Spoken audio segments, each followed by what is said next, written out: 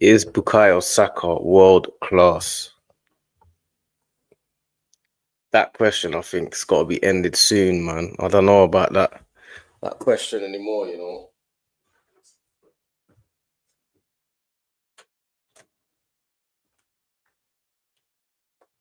I don't know about that question. I think that question's got to be ended soon, man.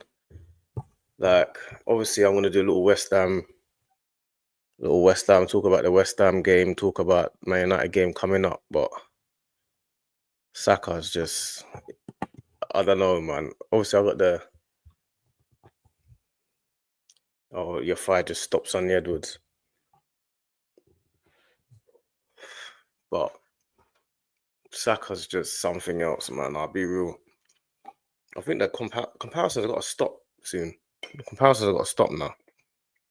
Like, I don't know if I want to hear any more comparisons about Bukayo Saka. I'll be real. Like, the comparisons are now got to stop because Saka's just doing things at a level that no one else is doing. That's the truth of it. Like, he's doing things. I remember before, few weeks ago, 5-6 weeks ago, we're talking about, to me, the only person that's even the level of Saka is Salah. Like, I ain't seen a right winger that's doing what Saka's doing, like, every week. Like, the last 3 games, he's got goal assist, goal assist, goal assist. Today, he got corner, because them corners that he's taken, they've got to be perfect. You get me? Them corners have got to be perfect. Like, I don't think people realize how perfect them corners have got to be to get for it to be that seen as and get what we need to get to for Gabriel. Like, they're absolutely perfect. Saka is, I mean, I don't know what more he's got to be doing, man, to be world class. Even when he plays badly, like, you see, for us, yeah, for Arsenal, yeah, like, he will play, say, at a certain level, and then even as Arsenal fans, we will, like, say, yeah, Saka's the best player on the pitch or whatever, and sometimes he's not, but he's always in the argument for being man of the match. Like, Saka's always in the argument for man of the match. Like, if you don't, or not put 2 or 3 men on him, you're finished. Finished. Like, man needs to just boom Saka laka. That's my thing. He's boom Saka laka. Do you get me? Like, he's at a whole different level to everyone else right now. Whole different level to everyone else. Like, no more of this mincing words and all that. He's a whole different level to everyone else. No one is close to him. There's no Foden, no Palmer, none of this. No one is near him. The only one that's near him that I'm having is Salah. You got to remember how old Saka is. Saka's bruv. Saka, yeah. Saka is 23 years old. Saka's 23 years old. 23 years old. Like, I feel like people act like he's like 30. 23 years old, Saka is. I'm going to get into the West Ham game, but I'm just going to stick on the Saka topic for a minute. 23 years old, yeah? And his consistency, like, for England, he's the main right winger. I remember before, people were saying, oh, he should be, yeah, maybe we should play Saka left back for England. Listen, put someone else left back. Someone else has to go left back. Saka can't go left back. Oh, let's put Saka left back because he's left-footed. Palmer's left-footed. Foden's left-footed. Play them left back. You can't play Saka left back. Saka has to stay right wing because he's the most consistent player in that position, apart from Salah, in the world. Simple as that, as far as I'm concerned. I ain't shopping Saka for no one. For no one. I remember they had a question a little while ago about, for the Arsenal fans, would you rather win the title or lose Saka? I ain't on losing Saka. I don't want to lose Saka. I'm not losing Saka. They said they win the title or lose Saka, and that was the question that they had. Like, would you lose Saka or would you rather win the title? I don't want to be losing Saka. I'll tell you that for free. I'll tell you that for free. Man won't play the game today. I don't know. Are people watching what he done? Did people watch the game today? Did you see what he done today? How he was today. Like today's game, yeah. Like even against Nottingham Forest, he was like, yeah, one of the best players on the pitch. But there was Odegaard as well. You know what I'm saying? Odegaard played brilliant on the pitch. Partey was just phenomenal on the pitch. So when Saka plays an 8 out of 10 or a 7 out of 10, there's other people that can play 9s or 10s. You know what I'm saying? When Saka plays 9 out of 10 or 10 out of 10, there's no one better than him on the pitch. Saka's best and other people's best. Saka's best, the best. There's no one comparable to Saka. Although Palmer does this whole, yeah, he scored 4.5 and all of this stuff. And then, listen, end all that, man.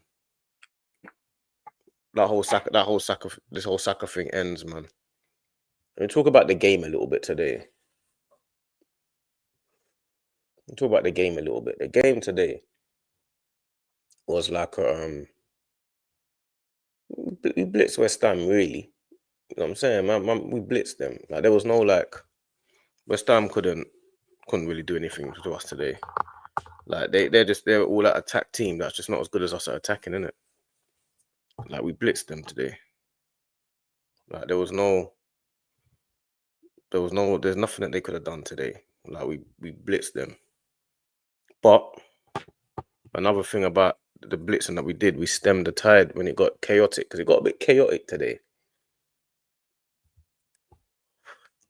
It got a little bit chaotic today. I'm gonna tell people to join the trenches, man. Where's my banner, man? You're in the trenches, man. You get me? Saka was just like, I'm trying to figure out, yeah, if there's anyone in the Premier League right now, because I think the whole argument's done. I think the whole argument between Saka, Palmer, and Foden, I think that's done. I'm not going to be sitting there and start talking about an old narrative. I think that's finished. You know what I'm saying? I think that's done. But what isn't done is how far he can go as a player.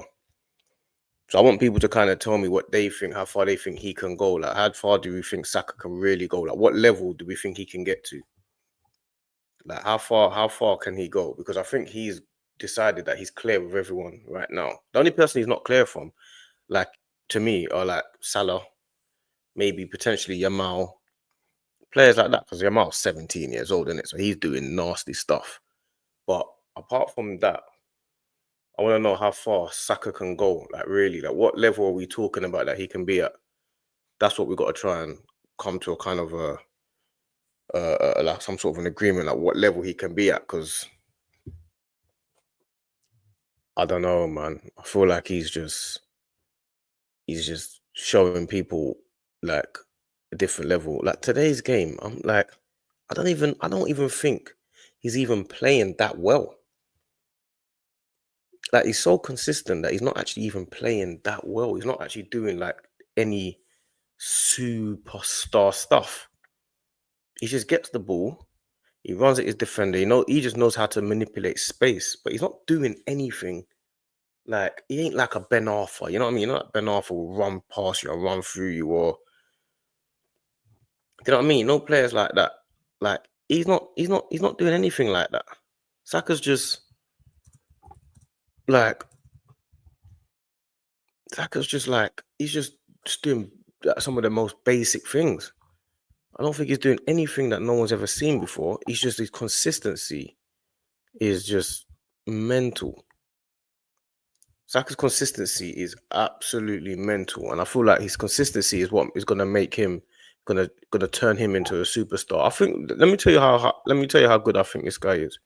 I feel like if he carries on playing how he's playing and being as humble as he is and playing at this level, I think he will probably get up to there with like one of the greatest of our club, like a Haaland boy, like grew up here.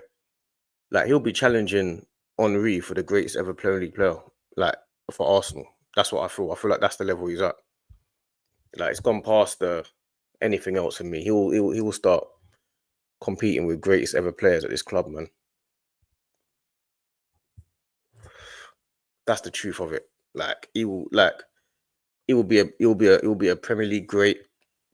Because you got to remember where he is now, and like if you look at someone like Mo Salah, Saka, if he carries on this trajectory, he will surpass Mo Salah's legacy. He will surpass Mo Salah's legacy. Like we're looking at Salah at the minute, like, yeah, he's the go-to guy and he's the main guy, and Salah does his thing. You know what I'm saying? Salah's a real problem, and he looks after himself, and he's the main guy in Liverpool. He's the main guy in the Premier League. Saka's 23. He'll blitz that. Salah's 31. He's all 10 years older than him. Saka will blitz Mo Salah's legacy. Like I don't know, like the only people that I feel like will probably be able to compete with Saka's legacy will be in the Premier League history will be like Cristiano Ronaldo, obviously. I feel like Thierry Henry. I feel like other people that will be able to keep up with what Saka might be able to do might be people like can't really compare that the midfield. I'm talking about the attacking players. You know what I mean? Like I feel like Henry, like the greats, isn't it? I feel like the greats, he will compete with the greats. That's what I feel about Saka. Like he's gonna compete with the greats as far as I'm concerned. I don't think there's two ways. I don't think there's any two ways about it. Saka will compete with all the greats in the world. He will become one of the greatest Premier League players of all time. Like if barring injuries, and barring like crazy things that happen in your life in the world, he will be one of the greatest players of all time in this Premier League era. Period. Simple as that. Like it's clear as day. Like you can't have a game where you decide to leave Saka 1-on-1. That leaving Saka 1-on-1 thing's finished. Like they have like even got to the point today where if Saka's like, I'm thinking like Saka today, really, by rights in this type of game, the difference with Saka and Mo Salah in these type of games, yeah, is in this game, Salah would have scored a hat-trick. That's the difference. Like Saka got a couple of assists, won the penalty, got his goal from the penalty, but Salah would have got a hat-trick. And that's because of Salah's know-how and his age and where he's at. That's the difference. But Saka, when he starts understanding that, yeah, I know how to make sure I'll become the difference maker all the time, he will start scoring hat-tricks and 4 goals and stuff like that. He will get there. He'll get there. He will get there. He's 23 years old. I ain't seen a 23-year-old player this mature ever. I don't remember the last 23-year-old player that I saw was mature like this. Like he's so mature. Like I don't understand. I don't know a player as mature as Bukayo Saka, even Bukayo.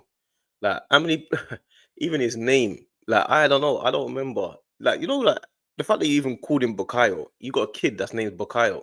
Have you ever heard a kid named Bukayo? That's a real strong African name. You get me? I ain't see no. I ain't see. You don't see how many kids do you see walking around? And you say, yeah, what's the name? Bukayo. How many kids do you see like that? You know, that certain people that got names, yeah, that they like grown up names, adult names, innit? You know what I'm saying? Like, you don't see many Bukayos in the world. I mean, he's in school. You say, "What's your name, Bukayo?" You know, from that name alone, you're destined to be great, man. You know, from that alone, you know, you're destined to be great from that alone. That alone, you're destined to be great. Like Saka. Firstly, let me answer the question: is Saka world class? Without a shadow of a doubt, he's world class. That's the easiest question in the world right now. I don't think there's any other. I think. And the best thing about it that I like the most about this question is that I think other fans, he shuts up other fans. That's why he always does this thing. That's why he always does this all the time. Saka's doing that all the time. Shh, all the time. Because he knows you don't keep comparing me to players that I'm 10 times better than. And you've got to remember as well, the things that we don't see. So the things that we don't see is when they're at England camp and stuff like that. And when they're playing with each other, I can probably almost guarantee that everyone knows that he's probably the best player there. Do you know what I'm saying? Or one of the best players there. I feel like that's like probably a clear thing in the England camp, because he, like, it's obvious, isn't it, that he's probably the best player, if not one of the best players in the England camp. And I feel like he just knows he's better than these guys. Like, he's a humble guy. He knows he's better than these man. The Arsenal fans know how good he is, and I don't even think he's even playing that good. I'll be real. I don't see him and feel like, yeah, he's playing brilliantly. Saka's playing brilliantly. I don't actually think he's playing that well. Like, he's not like, he's getting the ball. He just, all the decisions, he just makes the right decisions, and he sprints at the right time. He passes at the right time. It's just decision making, isn't it? He's not like, his decision making is good, but he's not actually playing like that. Like, he's doing anything that we've not seen. Rip them to shreds today, man. Rip them to shreds. Rip them to pieces. They had nothing for Arsenal today. Nothing. Like, they're going out there. They're playing their game. They're trying their best to like rattle us. Like, West Ham tried to rattle us today, because the first minute of the game, there was 2 crunching tackles in the first minute of the game. Like, when I say crunching tackles, I mean flying in and crunching us. First 2 minutes of the game, crunching tackles that they tried to do to just get underneath our skin. And that's what I like the most about today, that it was like, yeah, they crunched us and they were ready to fight and thingy, but you still got to get the ball. Still got to get that ball, man. Like, they can't, you got to get the ball. They're crunching us and coming in. And West Ham, they were like, they just beat Newcastle away. So they're feeling like, yeah, we got Arsenal our patch now. You know what I mean? Like, yeah, come to our ground. Let's try and do this thing. But today was like, the first half an hour to 20 minutes is some of the best football I've seen. Like, because you got to control the game. Like, you got to control West Ham, because they like to get all up in your faces, get the crowd up. The crowd are like, you know, the crowd, the West Ham crowd, they're all hooligans and all that. You know what I'm saying? The West Ham crowd is like, they're ready for the game and the fight. You know what I'm saying? So you let them start getting up, because even when he went to 4-1, it got a bit nervy, got a bit nasty. It got a little bit nasty when he went to 4-1. And then when it got to 4-2, you knew it was a bit like, whoa, the crowd was all crazy, and it was a bit like, yeah. No, I mean, it got a bit nasty and that. It's a bit crazy. Big up, my brother. Yeah. You lot moved to them, man. I remember when you lot moved to them. You lot moved to them differently. You get me? And then we did the same thing today. The difference is, in your game, I feel like you lot had a bit more. We had a bit of chaos in our game. I don't remember you lot having any chaos in your game. Like, it was just straight all the way. Our one was it got a bit chaotic. It got like 4-2, went 4-1, then it went 4-2, and it was a bit like, because I don't know if you lot, like, if you heard Gary Neville talking, he was like trying to egg up this whole, oh yeah, West Ham, or if they get another goal now and all of that, you know what I mean? All of that. And I'm just there thinking, bro, they can get another goal, but so can we. Like, you keep trying to attack us like that, you're gonna leave Saka completely on his own. You're gonna leave Odegaard all on his own. Like, you think we're not going to create more chances? You can't stop them when you're sitting back. How are you going to stop them when you're attacking? How are you going to stop Odegaard, Saka, and them guys when you're attacking? Like, and the West Ham crowd as well booing Declan Rice. Like, what's going on? Why are you, man, booing Declan Rice? Probably one of your greatest ever players. So, and Declan Rice is a humble guy. You, man, are just booing him for the sake of booing him. For what? For what reason? Because you can. Yeah, jolting. But yeah, with Saka, world class. Yeah, he's easily world class, man. Easily world class. I want someone to tell me why he's not. I need someone to tell me why Saka isn't world class, or I need someone to explain to me what they need to see from him, or how high do you think he can go? Because to me, I feel like he will surpass Mo Salah's legacy, barring injuries. That's how it seems to me. He's 23 years old, so I feel like he's going to surpass Mo Salah. That's to me, that seems like that's the trajectory that he's on. Because when he gets to, let's imagine another 2 years and he starts doing this 20, 30 goal a season, that's the next step. Because right now he's on course to break the assist record this season.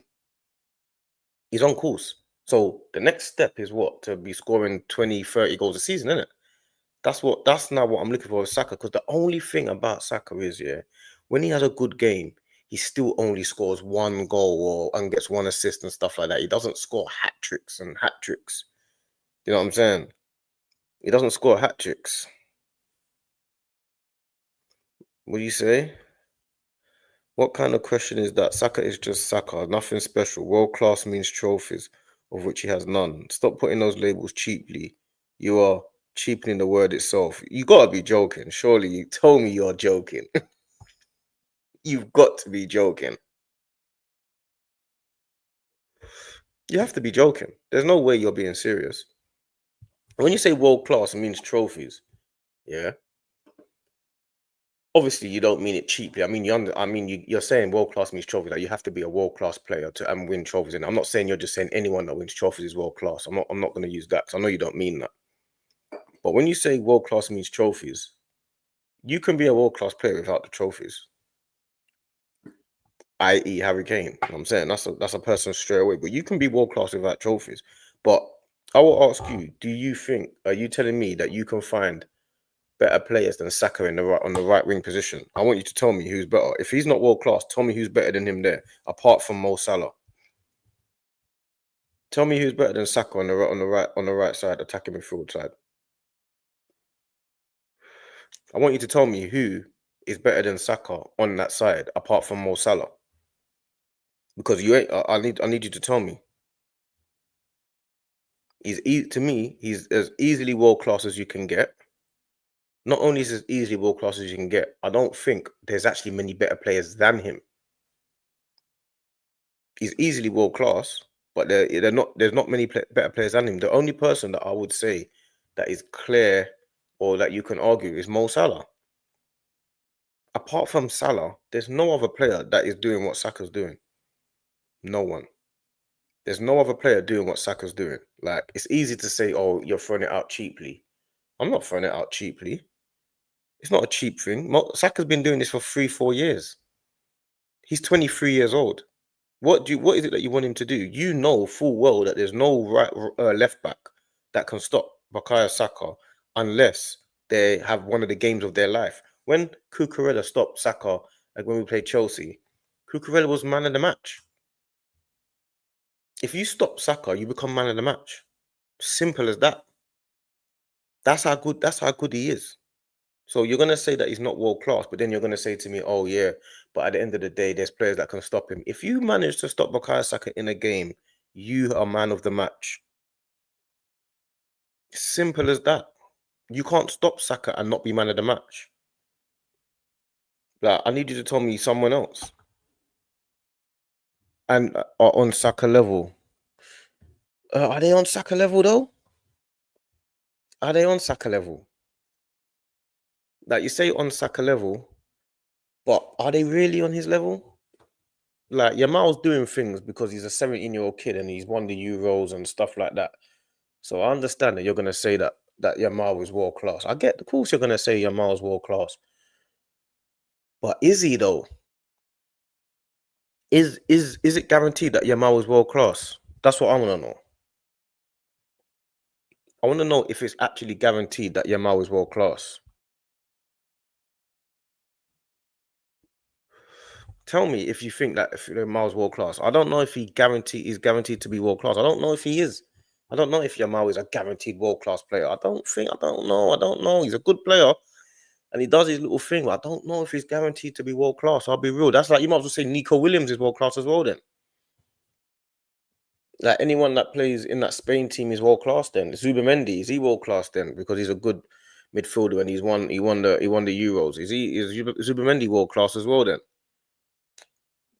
Like, you know what I'm saying? Because you say trophies, does that mean Zubamendi is world class? Because he must be then.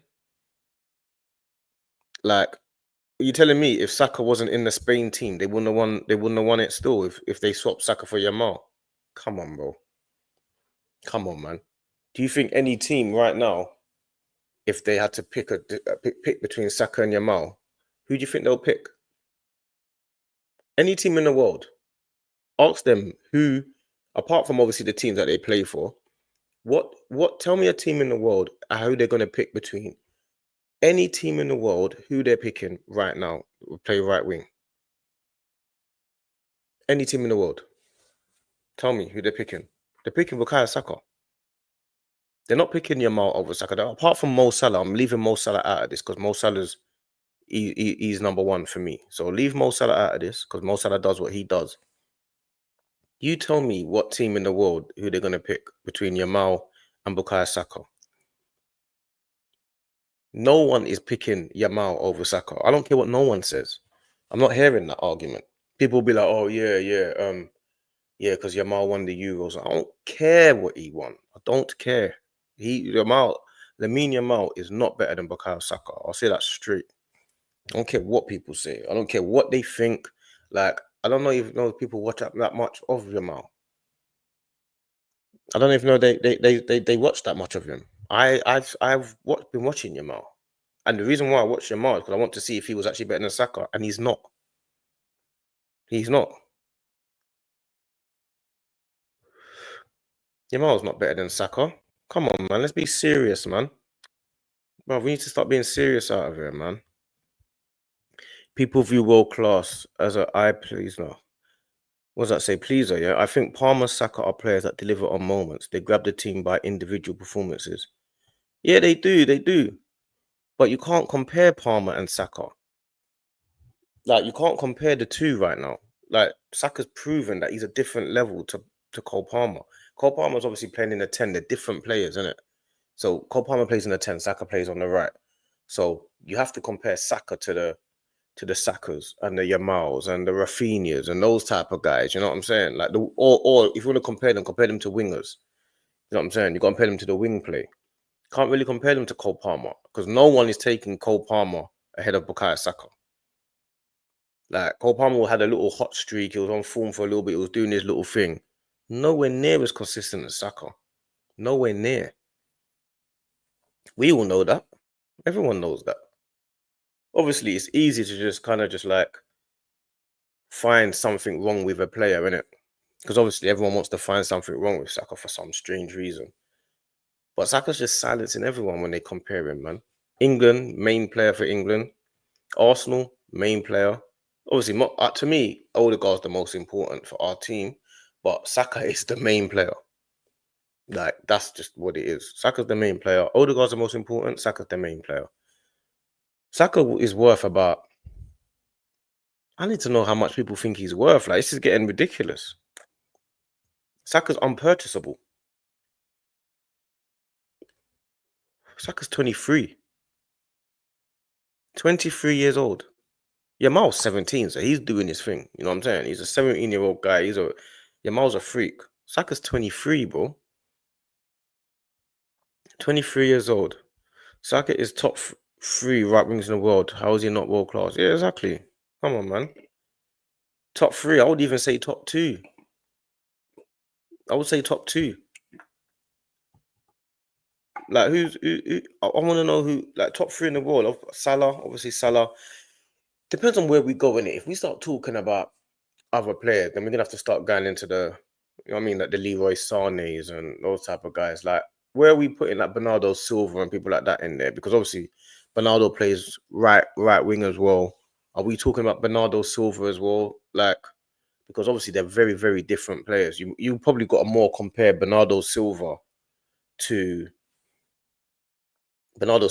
say someone like a Palmer, maybe, because of this, like Bernardo Silva to Odegaard, maybe. Do you know what I'm saying? Even though he plays on the right, you'd have to compare him more to like an Odegaard or something like that. It's hard to compare Bernardo Silva and Bukayo Saka but they still both play in the same position. So you just have to just judge it for what it is. Like, they both play on the right side, so judge it. The whole Foden, Palmer, Saka. I think you want to put Bernardo in there. You can put Bernardo in there because there was a time when Bernardo, maybe not this season, but I'm talking about as a whole package. Bernardo probably would be in there. I'm talking about the Premier League. It's easy to judge the Premier League right now. Bernardo Silva's in that. I mean, obviously people like Neto and that are playing well, but they're not in that bracket yet to me. But across the world, it's only Rafinha, Rodrigo, maybe Rodrigo, obviously Vinicius.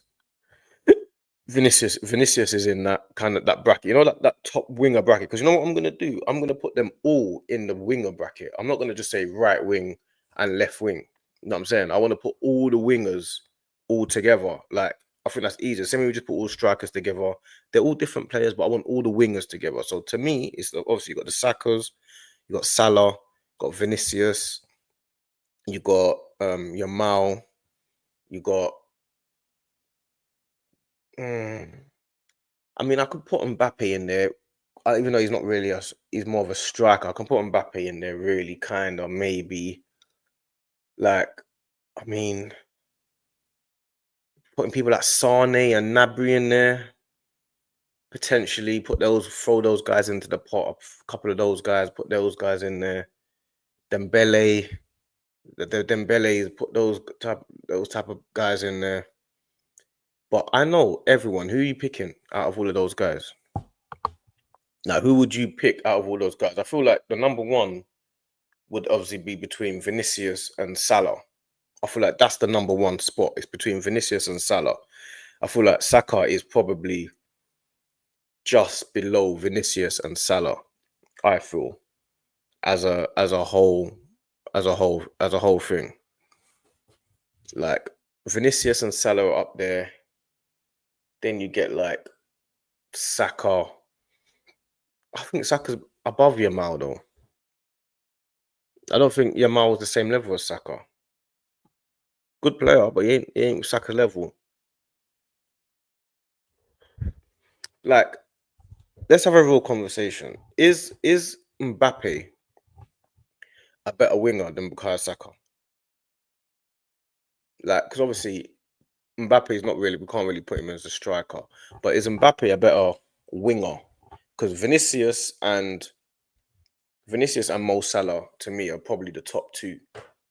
Like in my mind, that Vinicius and Mo Salah are the top two in terms of wing play. But would you choose Mbappe over Bukayo Saka as a winger? That's what I want to know. Like, who would choose Mbappe over Bukayo Saka as a winger? Like, because Mbappe, what he did, he had the World Cup final where when he had the hat trick in the final. He's won the World Cup. I think he's won the World Cup twice, hasn't he? Has he won the World Cup twice? So I guess Mbappe has to be world class. He has to be up there, innit? He has to be, innit? You can't say. It sounds crazy to say Mbappe is not world class because he's been there and done it, and he's showed up when he needs to. He's taken his team to finals and won games and stuff like that.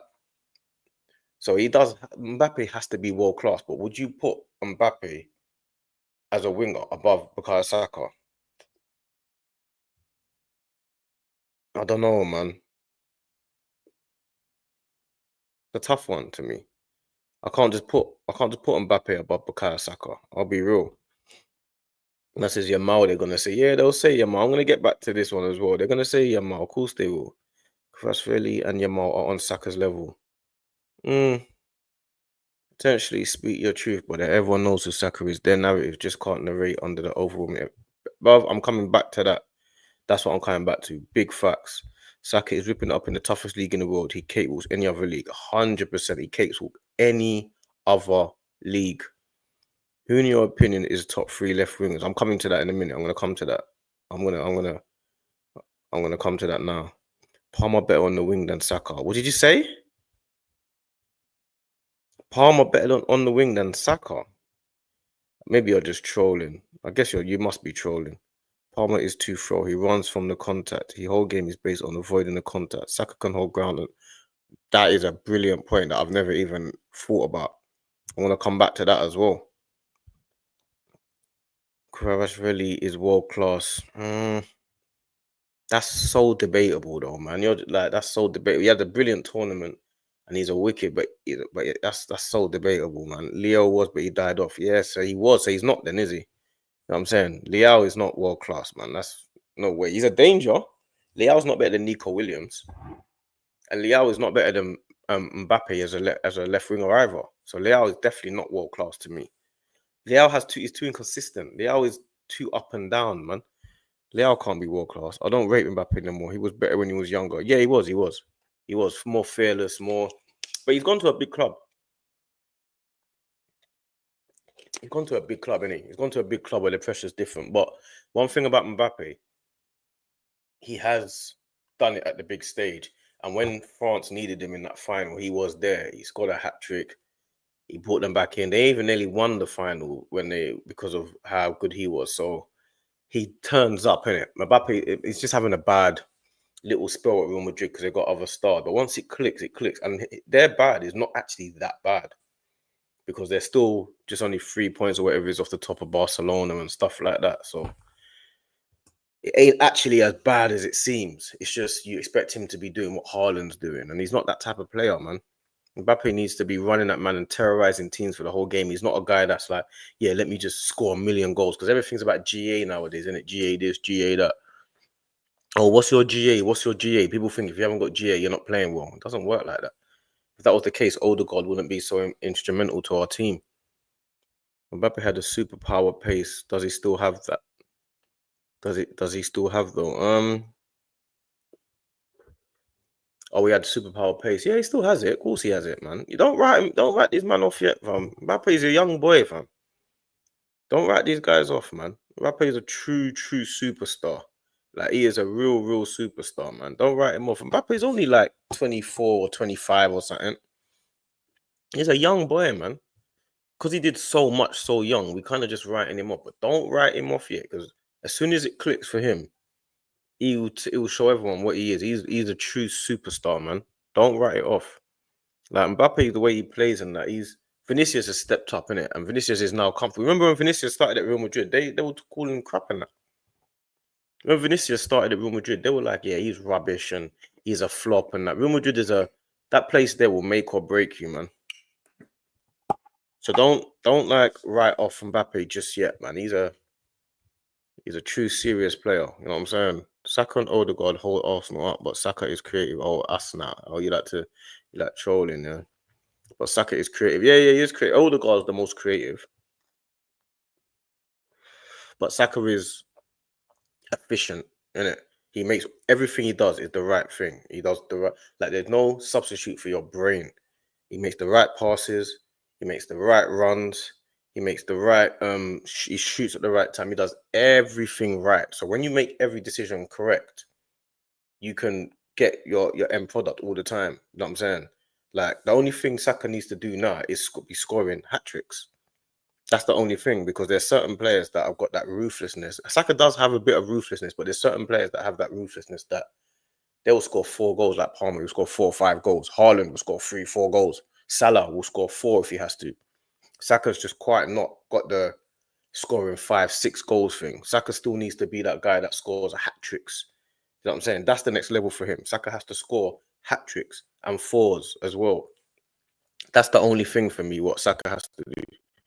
So his thing is about, he now has to get to the level where he's scoring hat tricks and he's scoring 20 goals a season in the Premier League. That's the next step for him, because he's 23 years old and he's already doing it week in, week out, but he needs to now start scoring hat tricks. You know what I'm saying? Do you reckon we'll beat Villa tomorrow? I'll get onto that. I think it'll be a tough game for you lot. I'll get onto that. Yes, Mbappe on the left is just as effective on the wing as Saka. The thing is, Mbappe is more eye test worthy than Saka, so he appears more effective. But output per average, Saka is better this season. Yeah, he's better this season, but they got different different standards. Like you go to Real Madrid, Mbappe they're expecting him to do what Ronaldo. That's what they're expecting.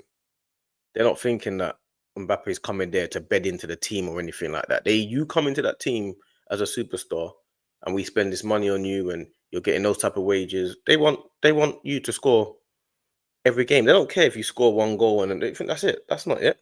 You come to Real Madrid as what Mbappe is, as the superstar that you're meant to be. You better do what Ronaldo done. Even when Bale went there, and he really turned up at Real Madrid. Do you know what I'm saying? Like, Bell turned up at Real Madrid and he really went there and said, "Oh, I'm gonna, you know what? I'm gonna get involved," because Bell was a true superstar. I don't think Saka's quite at Gareth Bell's level yet. I'll be real. I don't think he's quite there. I don't think he's quite at Gareth Bell's level.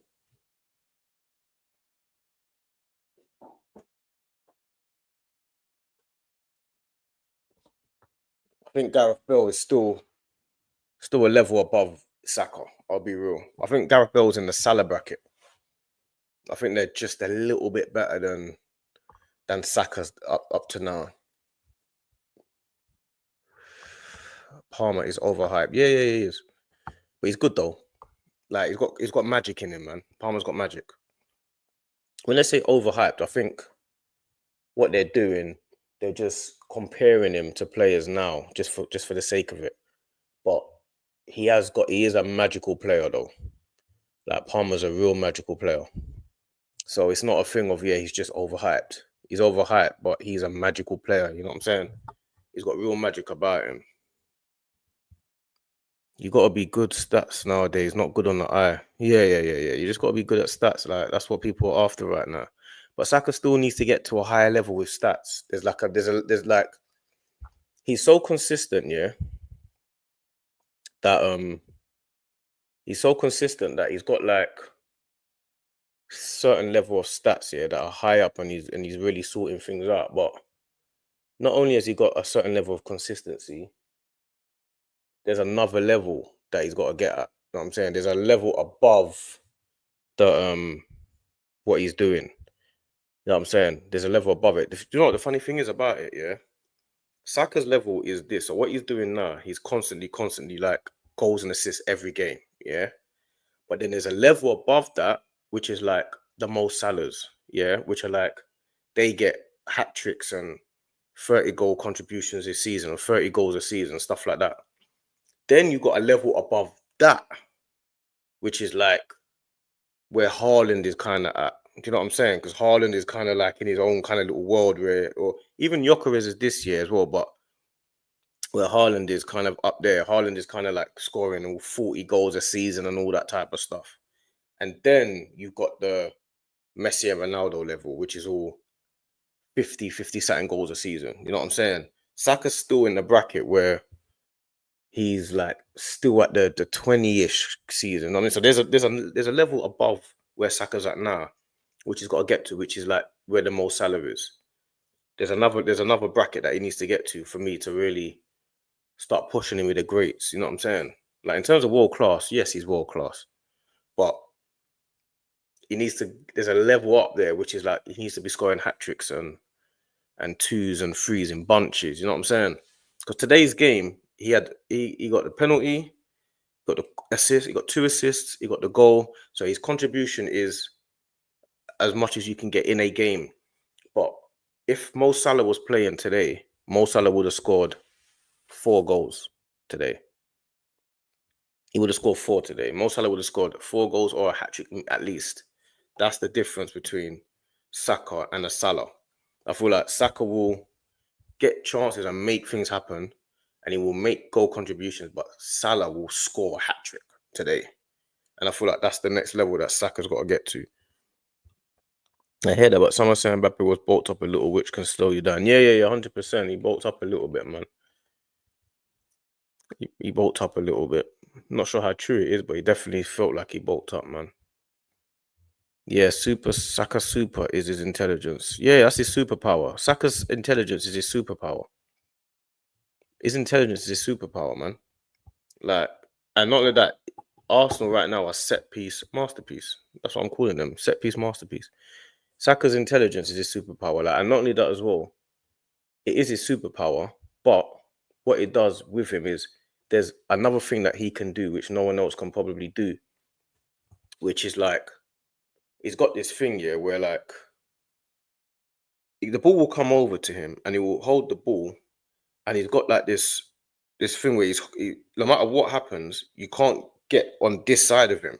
Like he holds you there and he just turns that way and you can't. It's like he's, I don't know. It's like he's got some random strength like around here where like he's holding the ball and he's just holding you off, and it doesn't matter who you are, you just can't nip the ball from him. So he can just always just turn on his left foot. I ain't really seen many players have this random strength from nowhere because he doesn't even look like that. But he just got this random strength. I don't know. I don't really get it. But his superpower is definitely his intelligence. His intelligence is why he's like a 35-year-old. He's like a 35-year-old. And he's another thing as well, which about Saka, which is like makes you as an Arsenal fan, innit? Because obviously other people are not everyone's an Arsenal fan. As an Arsenal fan, which makes him like up there for us is who he or what he's like off the pitch. He's never out in clubs drinking and all that. You never hear about him. All you ever see is Saka at his fashion shoots. You only see him at like red carpet events and stuff like that. And they take pictures of him and he's wearing fashion clothes. You don't see him in the paper. You don't hear him or see him in no scandals or nothing like that. You can tell he's been raised well. So it kind of draws you more to him because he's like a young, humble boy, one of us. You know what I'm saying? I rate Salah as a winger to get me goals, but he's not technically gifted like a Hazard. Yeah, he's not. He's not technically gifted like a Hazard, but football's about goals, no? That's what football's about, isn't it? I remember when um the Salah Saka the Salah and Hazard debates were going on, and I was definitely in the bracket of Hazard's a match winner, isn't it? Hazard's a match winner, and Salah is a league winner. Do you get it? Like you win the league with Hazard. Like if you got Hazard on one wing and Salah on one wing, you're laughing. You know what I'm saying? You're laughing. But but Hazard is a match winner and Salah is a league winner. That's the best I can put it. I can't put it any other way to that because no matter what Hazard does in a game, Salah won't get outdone. Like whereas in some games Hazard can get outdone. You get it? But when Hazard was at his peak, there's not many better players than him in the Premier League. Like that's just a fact. He was as good as you're going to get in the Premier League, but Salah is a league winner. Like if you got small Salah in your team, you can win. And like I firmly believe if he was in that Champions League final, he didn't get injured when Ramos brought him down. I firmly believe that they probably would have won that. Salah in your team means that you can win the title. Like that's just how it is. Like Liverpool now, the only reason why I think they can still beat Man City is because of Mo Salah. That's the only reason. Like Saka's not quite Mo Salah yet. He's not there yet. I know Salah's 31 and Saka's got a good 8-9 years to get there, but he's not quite a Mo Salah yet. Saka is growing into that ruthlessness though. Right now, Mikel has him doing doggies for the team, but Saka can do hat tricks easy. Yeah, but if he can do it easy, he'll be doing it. It's not easy to do hat tricks. He'll get there. He'll get there. He'll get there. But he's not ready. He's not on the hat tricks level just yet. Like he'll get to hat tricks level. We'll get to that level. But he still has to actually be there. Do you know what I'm saying? And he ain't quite there yet. Like hat tricks are the next step for me. I feel like he needs to now start getting hat tricks and twos. Even if you're not getting threes, I need you to start getting twos. Very rarely does he score 2 goals in a game. He has more than 1 goal contribution, but he doesn't score 2s in games. I need him to score 2s and 3s. You know what I'm saying? That's more my thing. He doesn't really score hat tricks like that, but I need him to score 2s and 3s. You get me? I just realized I got one of your tunes on Spotify. I got the one you done with Kojo and Kane when you. Oh, come on, my brother. You know what I'm saying? These don't know, man. These don't know what I'm going. You get me? That's my people. Them. You get me? Kano's my proper dog. That's my right hand. One of my right hands. And Kojo's from my block still. You get me? Kojo, Bane, all of them, man. Cannington, Custom House. You get me? So yeah, that's the man, them fam. But Kane is my proper. Kano's my proper guy still. It's my proper right hand. Funny enough, we're doing a Christmas giveaway for the homeless, innit? So he's got some time. He's got some time off from. He's not filming Top Boy and all that. But that's my proper right hand, man. Like he's one of the reasons why man started doing all this. You get me? He's just like, man, you love football. Just jump on this thing, fam. So come on, my guy. Yeah, Kano's my proper right hand brother, fam. That's my proper It's my proper doggy, you get me? Like for real. You'll see me with him I'm with him every other day, fam. You get me? You know about social cream partner with them rigid ones with size. Yeah, of course, man. Man, come on, man. Man's been out with these man bare times. I know all these man, bro. I know half the industry, you get me? I know better than my bro. Okay. You know a few people then. You know Don, he talks insane about Mudryk and Madueke. They're not even good to be at my club. I don't know who Don is. I don't know. You know Don, he talks insane. I don't know who that is, my G. But yeah, Mudryk and Madueke, they're both decent players, you know what I'm saying? Obviously not Saka level, but they're both decent players. It's only because Mudryk was 100 million why people kind of give him a bit of grief. And but Madueke, to me, he's been doing some stuff this season. So I can't really knock Madueke too tough, but yeah, not on Saka level. Martinelli and Saka have the levels over the years. For you lot, they never used to be like that for you, man. They build up the game for you. Yeah, 100%. Yeah, 100%. He can roll. He can. Oh, I don't know what that means, man. Oh, he can roll, man. Oh, you're talking about when I said that Saka's got the strength in it. Yeah, Saka's got strength that not many people have, and he uses his body well, and he uses his runs well. Like he's timing off his runs, and like everything he does is right. He always stays on side.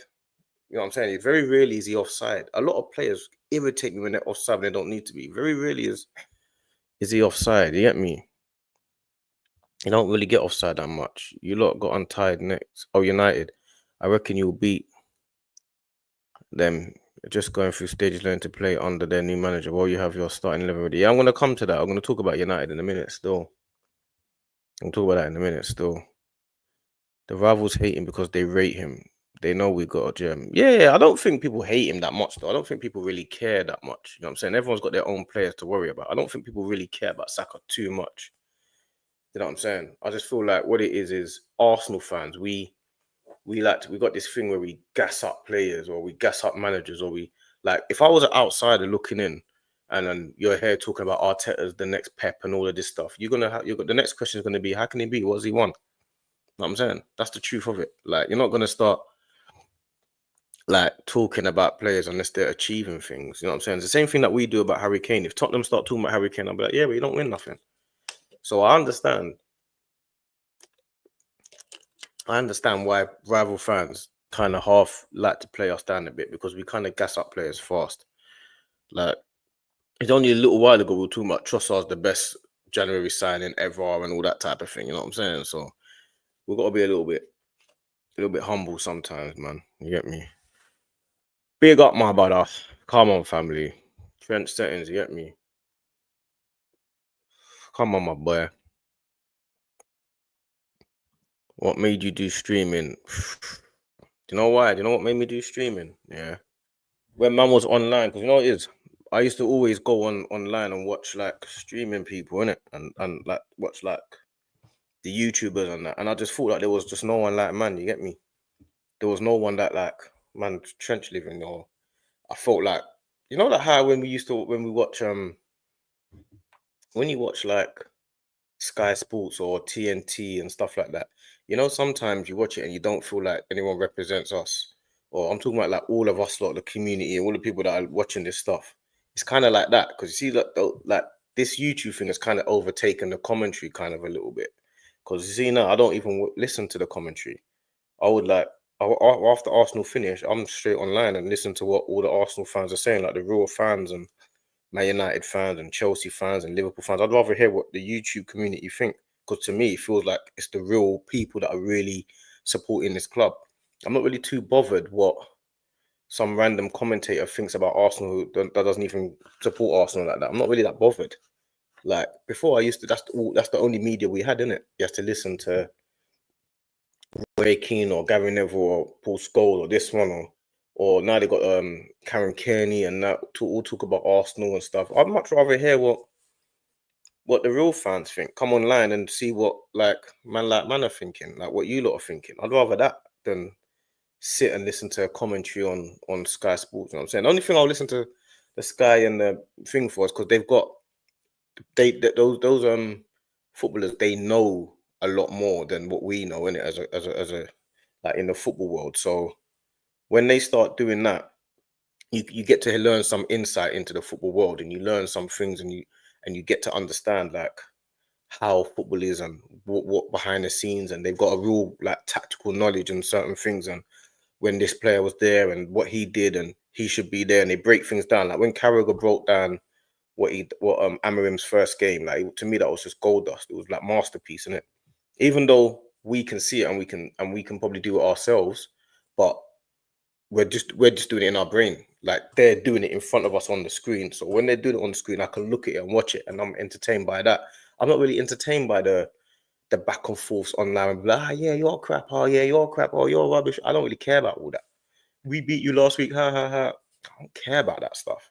I'm more like, that's why man come on here, because I'm more like it's got to be a bit deeper in it, a little bit more. You know what I'm saying? That's why you don't get me to come on here and like, I'm not really one of them guys that's gonna come in here and start doing mad stuff. Like it's gonna be the same type of level all the time. You're always gonna hear me just talk normal. You know what I'm saying? That's more my energy, you know what I'm saying? Like trench living, innit? Trench man, you get me?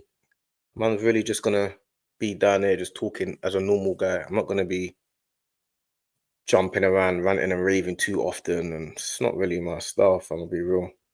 Big up everyone. Big up yourself, my guy. Big up yourself. You know what I'm saying? Big up yourself, my brother. Don FC. I'm not sure who Don's, oh, Don CFC. I'm not sure who that is. He goes on never a far. Oh, okay. Chelsea fan, yeah. Oh, I know who you're talking about. I know you're talking about Black Boy, innit? Short Black Boy. I know who you're talking about. Yeah, I know who you're talking about. Yeah. I'm not sure. I don't know him personally, but I know the guy you're talking about still. Yeah, little Chelsea, the Chelsea boy, yeah, short guy, yeah. I know who you're talking about. I don't know him. I don't, like I said, I don't know him personally. He's not my bedroom or nothing like that. But I know the guy you're talking about, the Chelsea boy. But yeah, he breaks down football as well, you know what I'm saying? But I don't really listen, I haven't really listened to everyone. I only started knowing who these people are when I'm started jumping on the streaming, you know what I'm saying? I don't really know these men like that. You know what I'm saying? I'm just started jumping in the streaming world now. Saka is a phenomenon, to be fair. He is. Like his attributes, you can't really just find them anywhere. Like you got to train that. You know what I'm saying? You got to work and train at that and stuff like that. It's not easy to just have the attributes that he's got. It's like I say, the next step for him is to be getting the hat tricks. Like it's well and good him getting the one goal, one assist a game, and that's real consistent. That's world class level. But there's another level that you need to get to, which is hat tricks and twos and threes. That's what Mo Salah would be getting. Mo Salah would have scored 3, if not 4 goals today. Guaranteed. You know what I'm saying? That's just the truth of it. Mo Salah would have scored a hat trick or 4 today. And another thing as well is this penalty thing. Like, yeah, we like to share penalties and stuff like that. And I think like that it shows good team spirit. Like I remember when Chelsea were arguing over the penalty. Remember Palmer and Madueke. Was it Madueke? Yeah, they were arguing over the penalty and stuff like that. We don't really have that. We don't have people that, but so that's another thing about Saka, which goes unnoticed. He doesn't get those 2s and 3s because he's willing to give the penalty away. When we played Bournemouth, he gave the penalty to Havertz. He doesn't mind. When today, he gave the penalty to Odegaard. So I guess that's another bit that I'm not really, I've got to give him a little bit of credit for that, you know what I'm saying? Props to you for prepping, though. You got a good head on your shoulders. Having a rep who knows a clearer game is welcome. Now, I love my guy. I respect it same way, you get me. That's why man's gonna start doing more lives, isn't it? Because I wasn't really on the live thing. I wasn't really gonna do the live things that much. But I thought to myself, that's the only way people are gonna get to know me. You get me? Like if man can just interact with people and just chat to man, I'll chat to you like normal, innit?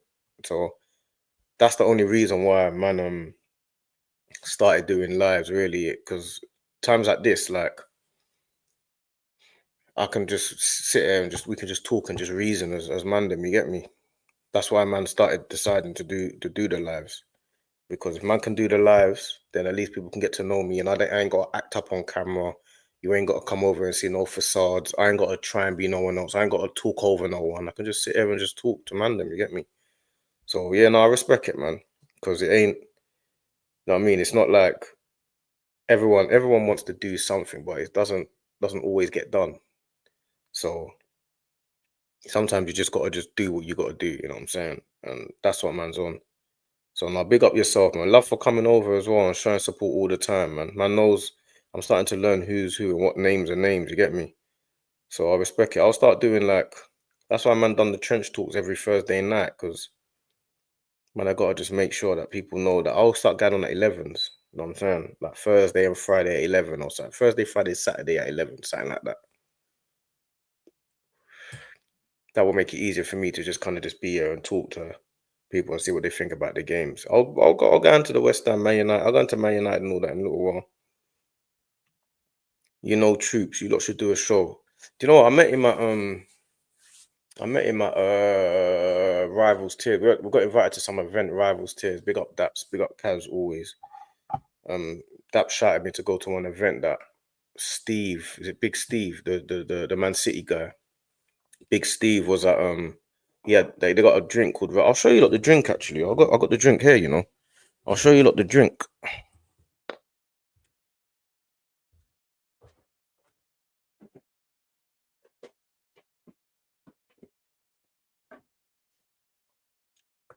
Oh, the drink here, because they gave me one, innit? So it's this thing here. I'm saying, I'm just giving them free promo, but I'm bigging up. Is it the Steve guy? I think it's Steve. But big him up same way, because I went to the event, Rivals Tears. I don't know if you lot can see that, fam. Rivals Tears. It's water, innit? Water. It's nice though. You know, I don't know if it's just a facade in my brain. You know that placebo effect. It just feels like it's a better water. It just tastes like a better water. It just tastes better. I don't know why. But the funny thing is, I've got this one here and I've got Buxton here. So I got both of them here, yeah. I got both of them here, both in the fridge. This one just tastes better. I don't know why. I don't know if I don't know what these men have done to it, or I have no idea. It just tastes better. I'm keeping this bottle as well. Like it's a paper based, yeah, it's a paper based bottle and a plant based cap. So I think this is plant based and this is paper based. But yeah, that's where I met Troops. I met Troops, Turkish, Robbie. I knew Robbie. I met Robbie a few times from Anthony Joshua's events. Anthony Joshua's charity events that he holds in it. So I've been seeing Robbie a couple of times, but I went up there with obviously the guy that does FamZone with me, Dean, and then and um and my brother. Obviously, my brother's not a guy that wants to be on camera, you know, like that. He's never going to be on camera, fam. But yeah, I went up there with them two, and then obviously because we're us man are normal brothers, you get me. So when I see Troops, Turkish and that, because Turkish and Troops, them and a man them as well, you know what I'm saying. When I see them, man just wrapped it up, and we were just talking about Arsenal for the time. Because me and my brother are both Arsenal fans. Obviously, Dean's a Liverpool fan, innit? So he was just there, just talking anyway. But us man were just there, just wrapping it up with them, just chatting and just normal life. You get me? So, but yeah, if Troops, obviously I don't know him personally, man. I'm not really one of them man that's just gonna be messaging, man. But if he's on doing a show, man, we'll do a show with him every time. You know what I'm saying? But that's not really my style. Man's just gonna build my thing, and you get me. Just do what man's doing, regardless. I'm original where I am anyway. You get me? So, but big up Troops, man, because it ain't easy to build what you built, man. He's built a big thing, and he's gone to the highest level in this YouTube thing, innit? So you got to big him up, fam, because to get where he's got to is not easy. It takes a lot of hard work. And he even flew to America and started doing work out there and stuff like that, innit? So the fact that he went out there and he went out there and started doing work out there, you got to remember when you go out, you're going out to America, you're leaving your family, you know what I'm saying? Or you're going out there, you're traveling back and forth from America, you're going to go for your dreams, to look after your family, try and make some money and all that. Them decisions are not easy decisions. And it's the same decisions that footballers have to make when they're leaving their family to go and pursue their career in different teams, isn't it? So it ain't easy. It ain't easy out here, fam. So yeah, big up Troops, man. I don't know him personally like that. If man see him, I'll say, well, I'll go on and hail him up and rare tear, but big him up, man. What he's done is big still. So I thought that was Expressions drink. But I'll be real, I don't even know whose it is. I just know that when man went there, it was that Man City fan, Big Steve. With Daps. That's how I met him through them, and then it was like he was part of the event, innit? So I don't know I don't exactly know whose drink it is. You know what I'm saying? I just know Big Steve was part of it somehow. You know what I'm saying? So it's a nice drink, fam. You lot should go and try it out at the bare minimum. It's water, innit? Natural spring water, but it just tastes different for some reason. Like I said, I don't know if that's the placebo effect or what, but it just does taste different. So big up Steve anyway. I don't, like I said, another guy I don't know personally like that, but if man see him, man will say, "Oh, go on, big up your team, love what you're doing, big up yourself." You know what I'm saying? I know who he is, but I don't know him personally. He's not like my bedroom or something, but big him up, man. Man, love to mix and blend with these guys. You know what I'm saying? Because it's a blessing that man's even able to mix with these guys, because these guys have been doing it for years, isn't it? So, you get me? Yeah, man. I know you're about, and it's refreshing. Arsenal strongly about it, and it's a good time. So it's good to have a. It's about. By the way, Big Steve is mad. Entrepreneur rival tears hilarious. I hear you. Yeah, yeah. Come on, man. That's what I'm saying. That's the whole reason why man started doing this thing, to just kind of have a bit of realism and normality to it. You know what I'm saying? I don't know everyone. I sit up before. I used to see bare like online guys talking. And I used to feel like that's just not like man. You know what I'm saying? Or they're not man them to me. So. That's the only reason why man started doing the streaming thing, just so there was some people that could relate to man. You know what I'm saying? That's how it was to me. I would never be on live. But now man just said, let me just do live and interact with people, because that's what I wish someone else was doing. I wish that they were doing what I'm doing, like just going on live and just talking to people, and instead of trying to like please the masses, or like, you know what I'm saying? Like people always try and please the masses and like go up there and start making like funny things to keep people entertained and all that. Like I always say, if people want to try and get entertained and all that, just go and watch a comedy show or go and watch them other guys, because that's not really what man's gonna do. Man's always just gonna keep it true. You get me? Like man's been through enough stuff in life, so man's not gonna start coming out here acting out of character. You get me?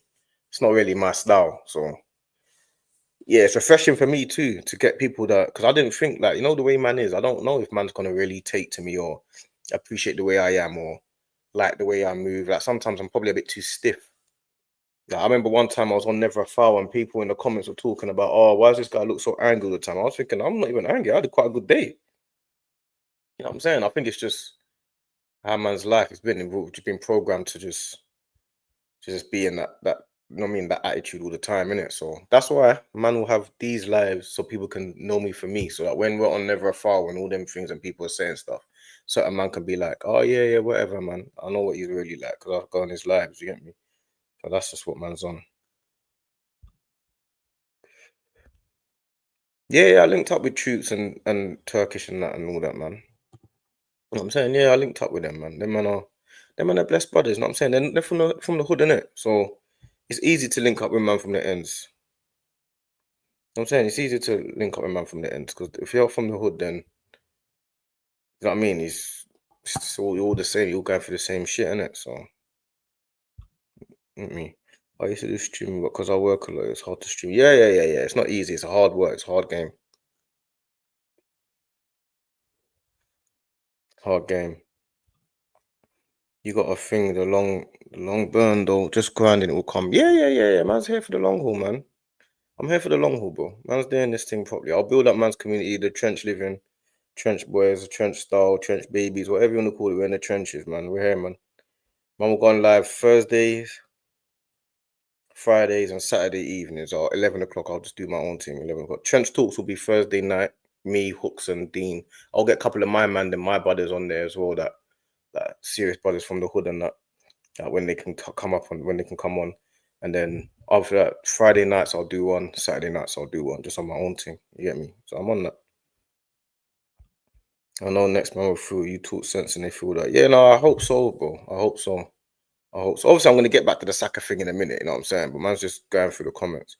But I hope so, bro. Because you know what I'm saying? It's like I just hope that they got someone that they can relate to, innit? There's a space for everyone in every like space. There's space and money for everyone in it. Like you just gotta just be a person that's just not selfish and shine the light on other people in it. But my thing is, I don't need no light shine on me per se. Man will appreciate if it comes, but if I'm able to be online and there's a few people that are listening and locking into what man's saying, we all just build it together and we'll shine the light on what we're doing. That's what I'm on. So that's more my thing. My thing is more about talking normally. I'm not really a screamer shouter, and I'm not gonna be doing that. I'm gonna sit here and talk casually with my vape and all that, you know what I'm saying? And just sit and talk to man, you get me? But I'll get into the Saka thing anyway. Let's go through a few of these and I'll get back into Saka and all of that, you know what I'm saying? See, Lavia, I think he'd become a player in their future, like a part in Mikel. Yeah, 100%. I was a bit irritated that we didn't get Lavia because I feel like Lavia would have been a perfect party understudy. That's what I feel. But I feel like he would have been like, yeah, that's who I wanted. But then on the flip side of that, he's always injured, bruv. Like he's always injured. Lavia is always injured. Like he can't keep fit. Even if he's like fully fit, which he's been this season, he always has a one niggle here or one niggle there, or he's out for 2 games and he's fit for 3, then he's out for another game. That like he's like we had that already with Smith Rowe. Smith Rowe, we had that with who was always injury prone for us. Smith Rowe was always injured, Wilshaw was always injured. Van Persie was always injured. Like we've had these players before, so I feel like Partey's always injured. So I feel like look what we've got now. We've got Tomiyasu's injured all the time. We've got Partey who's been injured all the time. So I feel like for Arteta, he's got to think like, do I want to go and spend 40, 50 million on a player that I'm looking for to build my team around? And then they're going to be niggling injuries all the time. Lavia is always injured. Like it's hard to plan. It's hard for Chelsea to plan for Lavia because he's always injured. Do you know what I'm saying? Like Chelsea are in a bit of a situation where they can build a dynasty with what they've got because they got a young team, so they can build Lavia, Caicedo, Palmer. That is a super young midfield that can grow together for the next 10 years. You know what I'm saying? They've got a 3 midfielders that can grow together for 10 years solidly. But Lavia is always injured. So, and even if he's not got a big injury, he's always got a little niggle here, a little one game off there. You can't plan for that. So I feel like even though he would be the perfect understudy to Partey, I feel like it's quite hard to plan for that because you're always injured. And how's Mikel? How are we meant to plan for that? You got to make a decision whether you go for Declan. Because you have to remember, at that time to get Lavia, it was between Lavia, Declan Rice. Like we went for Caicedo in January, didn't we? So it's basically between Lavia, Caicedo, and Declan Rice who we wanted to go for. If you look at the 3 of them as a whole, Lavia's 19 and always injured. So he can't be in the mix. You got to say he's 19. He's a young boy. We're trying to win the league. He's injured all the time, so we can't go for him. Caicedo, he's going to cost a lot of money. He's a brilliant player. You know what I'm saying? And he's really proven that. But he's at Brighton. We're not sure. We can see that he's brilliant, but how brilliant is he? We've still got to figure it out. Like we're not sure yet with when it comes to Caicedo, but he's got the readies. And then you're looking at Declan Rice. These are the 3 options: Lavia, Caicedo, and Declan Rice at that summer. So you got to look at it from Arteta. He's looking at it like which 3 players. Declan Rice is already captain at West Ham. They've just won the Europa the conference title, which was the first time they've won anything in Europe for how long. He's one of the youngest ever West Ham captains. He's playing just as good as anyone in world football at this point.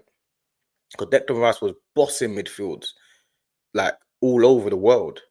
Do you know what I'm saying? He's never in the media for any scandals or anything like that. He's the English media darling. So you're now going to bring a good egg into the dressing room, Because if you bring a good egg into the dressing room, you know for a fact Declan Rice is a good egg. So you got to look at it like that. Like what's the decision you make? And he's never injured. Declan Rice is not. You got to look at all the things on the sheet, and Declan Rice is. To be honest with you, the best thing that I wish we had done is get Declan Rice and Caicedo. I mean, that would have really stamped it. That would have really stamped it for me, getting Declan Rice and Caicedo. You know what I'm saying?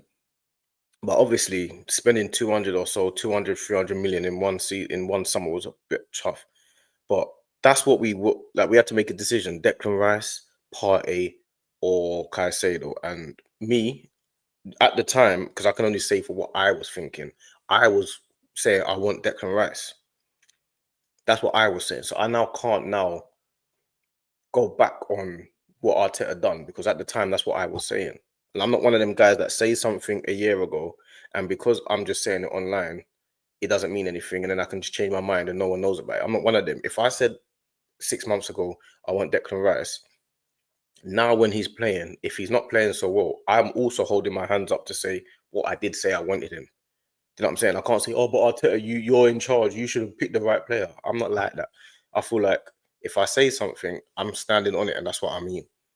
You know what I'm saying? I wanted Declan Rice, so Arteta went and got Declan Rice. So as far as I'm concerned, Arteta done what I wanted him to do. So I'm gonna praise Arteta for that. I'm not gonna then say, oh, I wish you had got Caicedo, man. You should know more than me. No. You got to stand on business, man. You're gonna be a real guy or not. You got to stand on what you say. A lot of these people online, they change their minds all day, and they act like it doesn't matter what they said a year ago. You said a year ago that you didn't want. You have to remember, half of these fans, they would have sacked Arteta 3 weeks ago. You know what I'm saying? 3 weeks ago, all I was seeing online is Arteta out. Before we played Chelsea, before we played Chelsea, it was all Arteta out. Arteta out, Arteta out, Arteta out. Or Arteta needs to leave, or we need someone to get us over the line, Arteta out. We then played Chelsea. They say, no, it's a must-win game, must win. We have to beat Chelsea, must win. We played Chelsea. We play Nottingham Forest and Sporting and all these teams. All of a sudden, there's no Arteta out videos anymore. Where's the Arteta out videos? I don't understand. All of a sudden, there's no. Furthermore, I'm going to do a video on that alone. Where's all the Arteta out videos gone? They've all gone. Why have you gone? Now you're seeing people talking about, yeah, we watched West Ham. Yeah, West Ham are idiots. What you guys going on? You don't want Arteta sacked 2 weeks ago. You want Arteta sacked. Stick by what you said, innit? Because if you was in charge, you would have sacked Arteta. There would be none of this happening now. You'd be looking. We'd have a new manager, or we'd have somebody, some sort of temporary manager. So to me, you got to stick by what you say, man. It's simple as that. If you wanted Arteta out, you want Arteta out. Simple, man. Go through a couple of these chats anyway. Zubamendi, where you think he will end up? I think he'll go Madrid or Barca. Because if he wanted to come England, he would have come to England with summer gone. I'm sure you lot tried. Yeah, I kind of agree with you, you know. I'm kind of inclined to agree with you. Like, you don't know. Like, with all these players, another thing that people don't like, they don't take into consideration is these guys are human beings, fam. Like, I feel like a lot of people forget that these guys are human beings. Like Zubamendi, people say that sometimes when I'm online, somebody will say something to me and will say things like, oh, we should just go get Zubamendi, or why don't we just buy Gyökeres? And I'm there thinking, did Gyökeres tell you he wants to come? Did Zubamendi tell you he wants to come to Arsenal? I don't understand. These people are human beings. They might have behind the scenes. Do you know how many conversations are happening where an agent's talking to a manager, excuse me, or a manager's talking to the director sport, or this guy's talking to the owner, and these things. They know everything that's happening. They know who's going for Gyökeres. They know who's going for Zubamendi. Zubamendi could have just said, I don't want to go play in England. How do we know what he said? You come online and people just say anything. Oh, buy Zubamendi. He's got a release clause. Oh, you should have bought Jokovic. He's got a release clause. Who told you that? Remember last year they were saying, "Oh yeah, we should have bought Nico Williams. He's got a release clause." Did anybody tell you Nico Williams wants to leave Spain? Who told you he wants to leave Spain? He's at home. His family's all there. He lives there. Man are like, yeah, we should have bought Nico Williams. We need a new left winger. What's wrong with Arteta? When did anybody tell you that Nico Williams said he wants to come and uproot his whole family in his life? Who told you that? No one told you that. Stop just talking for the sake of talking. Man, just say anything to say anything. Yeah, we should have got Zubamendi. Yeah, we should have got Nico Williams. You lot think it's Football Manager, fam. Same Football Manager. People got to want to come. Like, these players have got to want to come. It's not Football Manager. For Caicedo to be on Declan's level, refs have to allow his crazy running into man technique to come close. Caicedo is the level that he's playing at. He's playing on Declan Rice's level at the minute. That's the truth.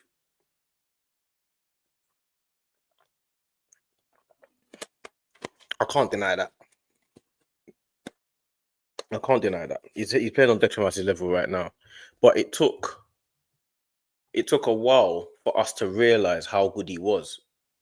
Like, we can't take that risk for 100 something million. If you've got Declan Rice here and you've got Caicedo there at that time, you'd been crazy to say I want Caicedo instead of Declan Rice. It doesn't make sense. Like, Caicedo's obviously a brilliant player, but Declan Rice hasn't even shown what he's about yet. He's a top class player. Don't get it twisted. Even in these last couple of games, he hasn't been 10 out of 10, but he's been solid 7 and 8 out of 10. Like, him on the pitch means that it's going to be hard to dominate our midfield. You can't dominate the midfield if Declan Rice is in your team, because even if they're dominating on the ball, he will win that ball at some point and start driving forward and getting you back in the game. So Declan Rice is a serious player. You know what I'm saying? Quitters, brethren. Come on, my brother. Horses, man, are just pure quitters, man. You know what they're about. Zubi not meant to be the same since Mourinho left. Is that true? Apparently so. I haven't really watched too much of Spanish football this season. I'll be real. I'm not gonna start lying. I've been watching bare of it. The only times I really watch it is when it's the big games. I haven't really kept track, so I don't actually know. There's too much football in England at the minute. Even if I'm not watching Arsenal, I'd rather watch Tottenham lose. You get me? I'd rather watch Tottenham lose, or I'd watch like Man United in the Europa League or something like that. So I don't really know too much about how Zubamendi's playing or anything like that. I'll be real. People gas up a lot about players, what they want. They gas up in rumors, then they do a show about it. Yeah, 100. Nah, that's what they do. They just gas up players and then they do a show about it. But obviously, you've got to remember, it's content. Someone's got to say something in it. I'm a bit different to that. Sometimes I don't have anything to say. If I don't have anything to say, like, like my nan always said, if you got nothing better to say, keep your mouth quiet. You get me? That's what she used to say. If you've got nothing better to say, keep your mouth shut. So that's more my energy. If I've got nothing to say, I'll keep my mouth shut. But people have always got to find content in it. It's content creation in it. So everyone's different, isn't it? Everyone's different. That's up to them, fam. Like, each to their own. Live, you're talking facts. Come on, man. Always talking facts. It's trenches over here, fam. Enough man at clout chasing. Always. It's the internet. Internet's not real, fam. It's clout chasers everywhere, bro. But you ain't gonna get that over this side, ain't you? So if you're on the realness and the trenches, you stay here, fam. You ain't got to worry about. And what you'll see, you'll start seeing the difference between here and everywhere else. You'll know, like, if you're like on a normal thing, then you will get to see the difference. Like, man's not like these man, fam. Simple as that. Like, and that's just the facts of it. When he played us, though, did he not have the referee favourite? He was moving mad and still stayed on the pitch. Who are you talking about? You gotta tell me who you're talking about. I'm not sure who you're talking about there. I'm not sure what point of what I was saying you're talking about. Still, Rice was booed every time he was on the ball. He had the last laugh, though.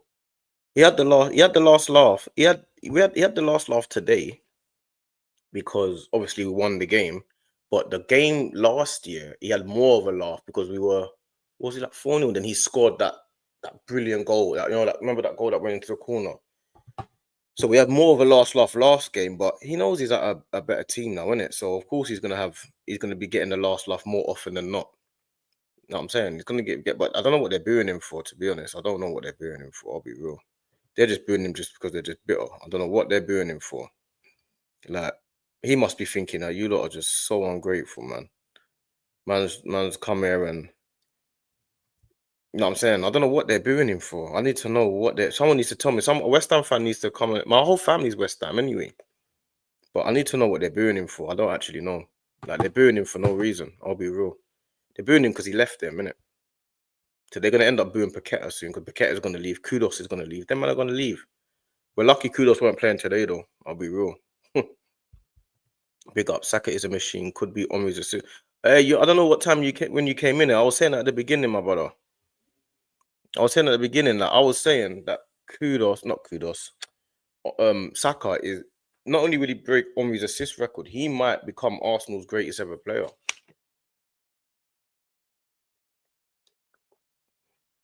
I think he's going in that direction. Because if you think about it now, if Saka stays on at this level, because Saka's 23, so if Saka keeps doing what he's doing, for example, and then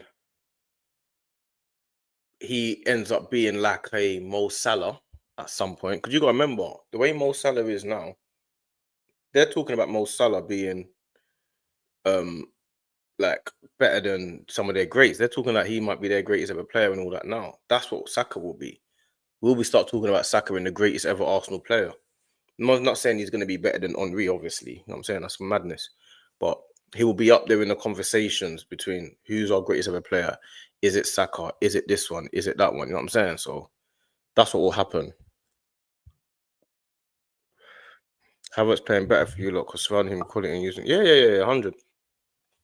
Havertz is the guy right now. I don't listen to these guys, man. People can be upset as much as they want and say, oh, we need a striker. We do need a striker. But it's not because we've got Havertz why we need a striker. Havertz is playing his role perfectly fine now. Like, Havertz is doing his job. He ain't looking like a flop now, and he ain't looking like he doesn't know what he's doing. Havertz knows exactly how to play in this team. Like, and the thing about Havertz as well, he makes everyone play better.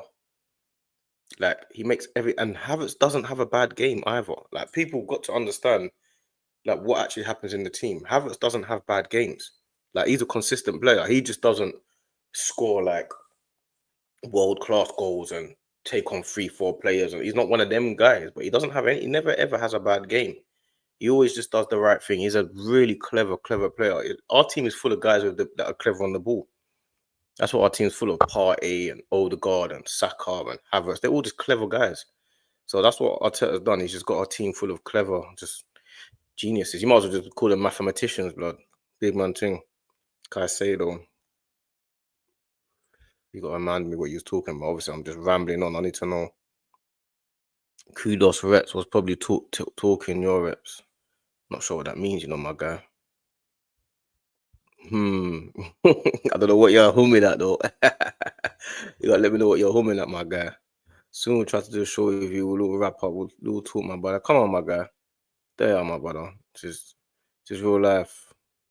It's trench living. Who would you want to be your Saka backup? Tyler Diblin.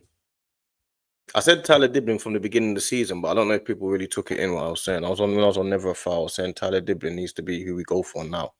Before everyone clocks onto him. Now everyone's clocking onto him. Tyler Diblin's who I wanted immediately. Like, he's easily good enough to be in the England team now and everything. I wanted Tyler Diblin immediately, man. That's who I want. No two ways about it. I want him in January as well. I don't want him in the summer. I want him in January. Go and get Tyler. But I think he was at Chelsea before, wasn't he? And then someone said in the last live that man done that he was that Tyler Diblin was homesick or something like that. So I feel like getting Tyler Diblin as a Saka backup, probably, I don't think he likes London. That's another thing that we don't think about. The players not liking where they are. I don't think he likes it in London. So yeah, I feel like that's probably not where he wants to be. He doesn't like London. London's not for everyone, Like, living in London ain't for everyone. Like, it's too fast paced. It's too, like, everyone's in your business. London's not for everyone, bro. So yeah, to me it'll be Tyler Diblin, but I think he doesn't want to be in London, innit? So Havertz professionalism, unreal. Haters just don't know. Yeah. 100, man. 100%. Match between Liverpool and City. I'll get onto that. You know, Ty didn't play for us. Yeah, I do. Chelsea, innit? Yeah. Yeah, I'll get onto that. But there was another comment let me find this comment that I wanted to go to. I wanted to answer. So let's talk to United. So yeah, that's the first comment I wanted to get to. So with United, yeah, so we got the United game, yeah. So obviously we've played well against the last few games, innit? So we played well in the last few games. We played well against Sporting, we played well against West Ham, we played well against Nottingham Forest. The only thing, even played well against Inter, the only thing with United is they've got a new manager and they got this new manager bounce and they got this whole thing. But you see what it is? It's the unknown. Like, I'm not really I don't like when we're playing a team and we don't know what's going on. Do you know what I'm saying? Like, I don't think anyone knows what's going to happen with Man United, and that doesn't really bode well for me. It doesn't bode well for me. As far as I'm concerned, we're a team right now that they're going to have big problems trying to stop our team in it. So I'm going into that game, and I know for a fact they're going to have a hard time stopping our players. Do you know what I'm saying? So I'm working on that. I'm happy with that. But Amarim's got a few decisions to make, especially for the Arsenal game. Well, actually, it's not even for the Arsenal game because they got a match tomorrow. Who are they playing tomorrow? United have got a game tomorrow. So they don't even need to really focus on that. They've got a game tomorrow and he's got to figure out whether he plays. They've got Everton. So they need to figure out whether he plays Rashford up front, whether he plays Højlund up front, because Højlund had a good game in the week. So all of a sudden you're looking at it like, whoa, Højlund might have to be on my starting striker. You get it? They got to figure out whether they play Bruno in one of the 10 positions or whether they play Bruno in the middle of in one of the sitting positions. Because Amarim likes to play 2 10s. So he's playing 2 10s, he's playing a striker, and then he's got the 2 sitting here. So I don't know what he's going to do with that, because Rashford, is he going to play Rashford up top? If he plays Rashford up top, Højlund's going to hit the bench. If he plays Højlund up top, he could play Rashford in Garnacho's position in one of the 10s. But if you then play Rashford in one of the 10s, you're losing a whole heap of creativity because Rashford is a runner with the ball. So Rashford gives us problems, innit? Rashford gives us major problems when he plays us. He's a big problem. But I feel like Amarim's got a big decision to make. Like, I will know how I feel about the game when I see the team. If he plays Rashford in the 10, I will be a little bit. The thing about Rashford, it's a bit of a tricky one, because if he plays Rashford in the 10, when he gets the ball, it's a problem for us. But when he's not got the ball, it's a major problem for them, because Rashford don't work hard like that. And where Rashford is playing, like in those if he plays in one of those 2 10s, you're giving Partey major space. You don't want to let Partey start dictating the play all game. You know what I'm saying? Because on that side where Rashford is, that's where our little triangle is: Partey, Odegaard, Rice. Partey, Odegaard, Saka, Timber. So that little trio quad there, that's in the hole where Rashford is. So if he plays him in the 10 there, Rashford has to work super hard. Now I don't know if he's going to be able to do that. If he plays Rashford up top, yeah, which I think he's probably more likely to do, because Rashford is a problem up top. I feel like Rashford will work a little bit harder, but Saliba and Gabriel, Rashford is not a guy that presses from there to there. Rashford is a guy that does a few sprints and then will stop sprinting. So it will give our players a lot of time to kind of maneuver with the ball. So I think it's going to be quite tricky for Amarim to figure it out, because you're going to have to rely on players like you have to rely on players not just working hard, but getting it right.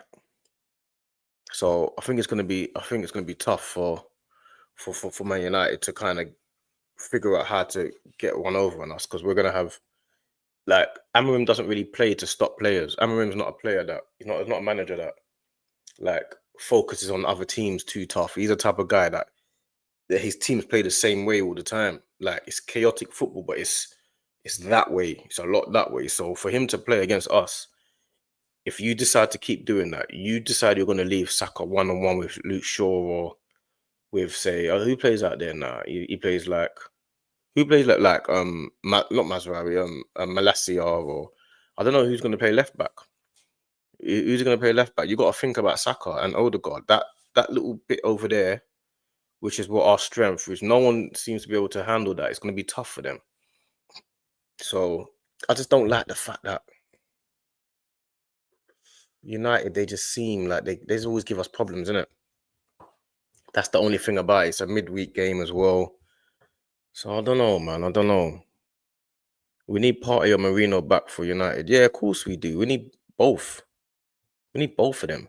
I want Partey. Partey needs to play that game. Like, Partey needs to play. We need Partey in that game badly. Like, we need him to dictate that game. Partey is our key instrument, man. Right now, he's our key instrument. So we need him in that. We need him in that game, man. See, as your Arsenal fans, we really do undersell ourselves. Our team play alone is superior. It's true. It's true. I'll be real. Yeah, no, you're right. We do underplay ourselves. But the only problem is with Arsenal fans is we oversell ourselves as well. You know what I'm saying? We don't just undersell ourselves, we oversell ourselves as well. We also we undersell ourselves because we are our team play is superior to most teams, but we also then say, oh, this is our year. You know what I'm saying? This is our league and stuff like that. I think we just got to take it one game at a time. Like today, I was not focused on Man United at all. I wasn't thinking, yeah, we got Man United next, and then after Man United, we got all about West Ham. I was all about West Ham until the final whistle went. You know that old saying, until the fat lady sing. It's not done till the fat lady sing. That's what I'm on. Now that we're at, we got rid of the Man United, the West Ham game. Now I can focus on Man United. I can watch tomorrow's game.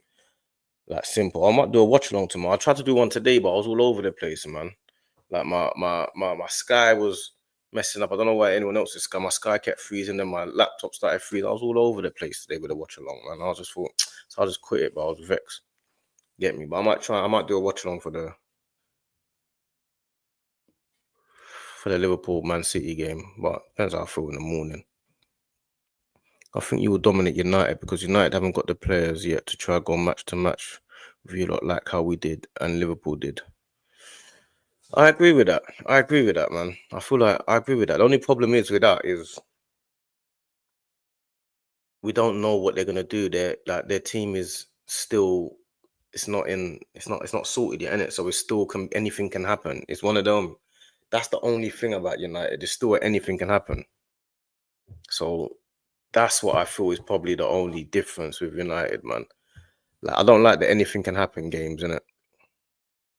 Like United, anything can happen, innit? So that's more my thing about United. I'm not worried about United, really, to be honest with you. I'm not worried about them. I'm just thinking like, oh, anything can happen because they got Rashford and Bruno and stuff like that. But really and truly, we should slap them to pieces, man. I want to slap them like we did today, fam. I want to slap them again, but I just want to finish this whole Amorim thing and just end that quickly.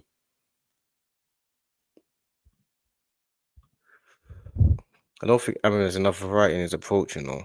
Do you know what? You'll be surprised. Amorim is he changes things a lot, bruv. I don't know if he changed. Yeah, Amorim changes a lot, man. Amorim changes a lot. He does a lot of tactical in-game stuff. I just feel like what he's asking them to do, it requires a lot of high energy. So the fact that it requires so much high energy, I feel like maybe they're not ready for that just yet. Do you know what I'm saying? Like maybe they're not ready for the high energy right now. But I don't know, man. I don't know. I feel like it's gonna be a tricky game to. It's gonna be interesting to watch, innit? It's gonna be interesting to watch, but I still want to slap them, man. I want to slap them, man, over. Man, I need to just slap them guys over and keep it moving because that's the one tricky game that I just don't like playing. Over the years, I don't like playing United. I've never liked it. I don't like going Old Trafford. I don't care what form they're in or anything. Like these teams, they want to beat us. Like there's a big history between United and Arsenal. We don't like each other from the Wenger and Ferguson days. I don't like United. They don't like man. Simple as that. So they're gonna want to beat us. And Amarim, he's definitely a guy that's gonna come in and try and stamp his authority. He don't even celebrate goals like that because his thing is it's not over yet. And I know, and I like that about him. I like that about Amarim. I like the fact that he's one of them. Like he's the type of manager I look at and I feel like, yeah, you could fit in over this side. You get me? You could be a trench brother. You get me? That's how I look at him. I look at him like, yeah. You're one of man. That's how I see Amarim. So I see Arteta like that as well. But Amarim is definitely like that. I see Amarim as like a high level guy. You know what I'm saying? So I just feel like them type of managers have always got a trick up their sleeve, innit? I know Arteta does as well, but I feel like Amarim has a trick up his sleeve. So we're gonna have to focus on that game and really like just stick to what we do, man. We're gonna have to just really just stick to what we do. I just want to see their team. I want to see their team, and I want to see what team they put out.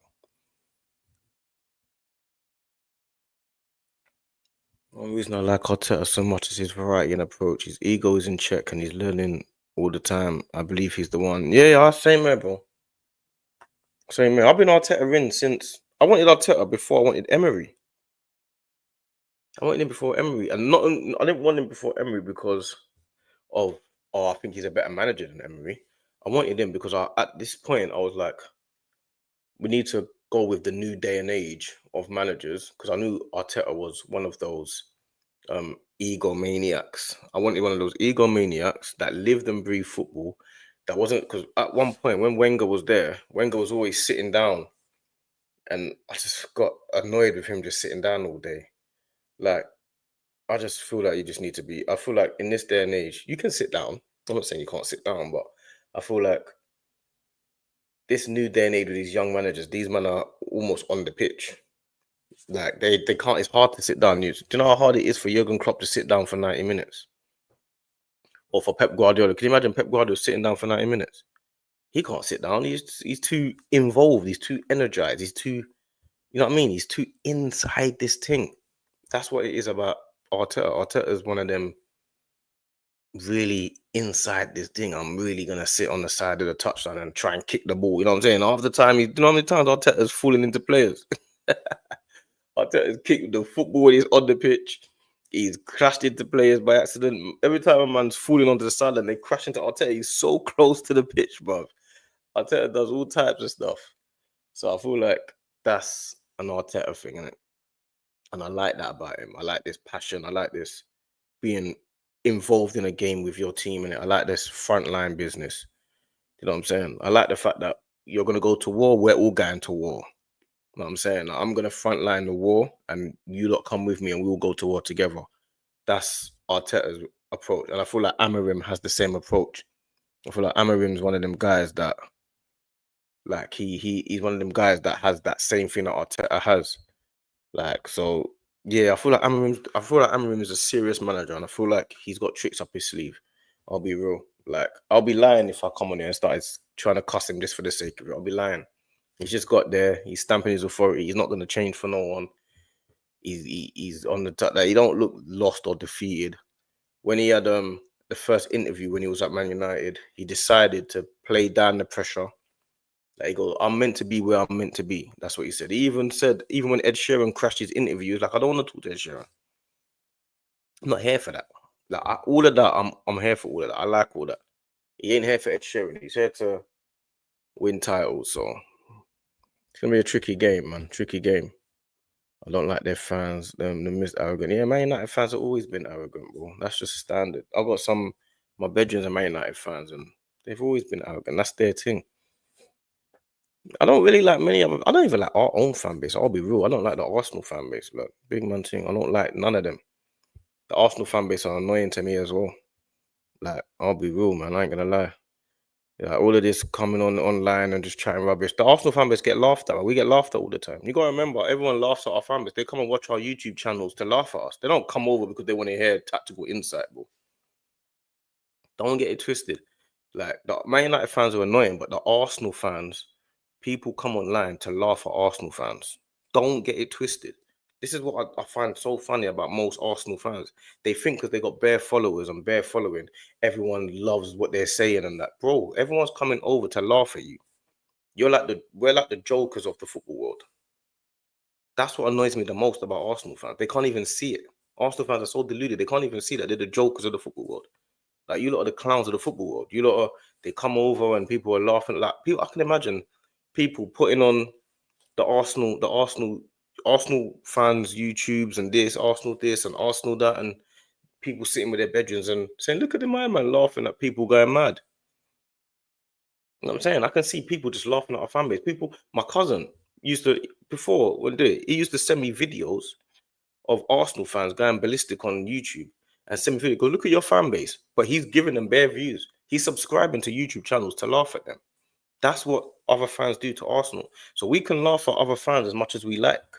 You get me? But our fan base is probably the biggest joke in the YouTube world. Don't get it twisted, bro. Don't start thinking, yeah, because other fan bases are a bit deluded. We are deluded as well. Our fan base is deluded.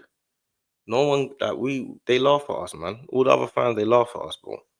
That's why man need a couple more normal fans and real fans that are just a bit more level-headed, that are not so flip-flappy. Arteta in one day, Arteta out the next day. Arteta in one day, Arteta out the next day.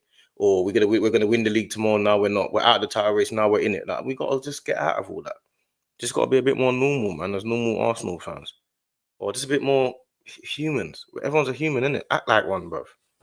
These men don't act like human beings, man. They just act like it's YouTubers, innit? You know what I'm saying? Different, fam. But don't get it twisted, man. The Arsenal fan base is very disappointing. Yeah, I just see that our fan base are very disappointing. Very disappointing.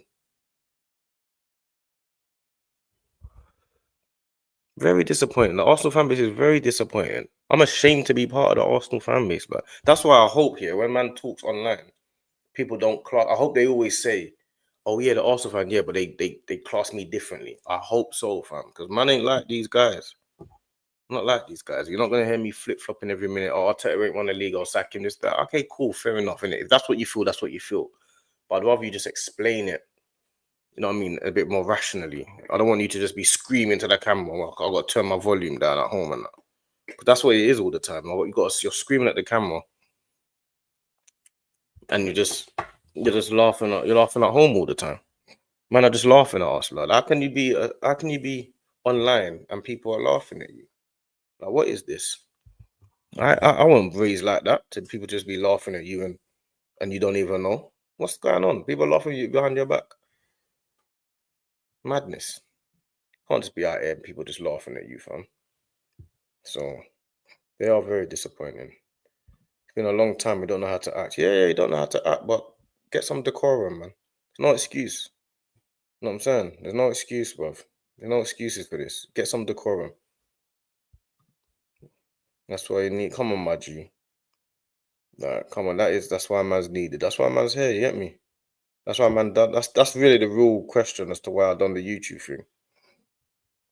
You know what I'm saying? That's the reason why.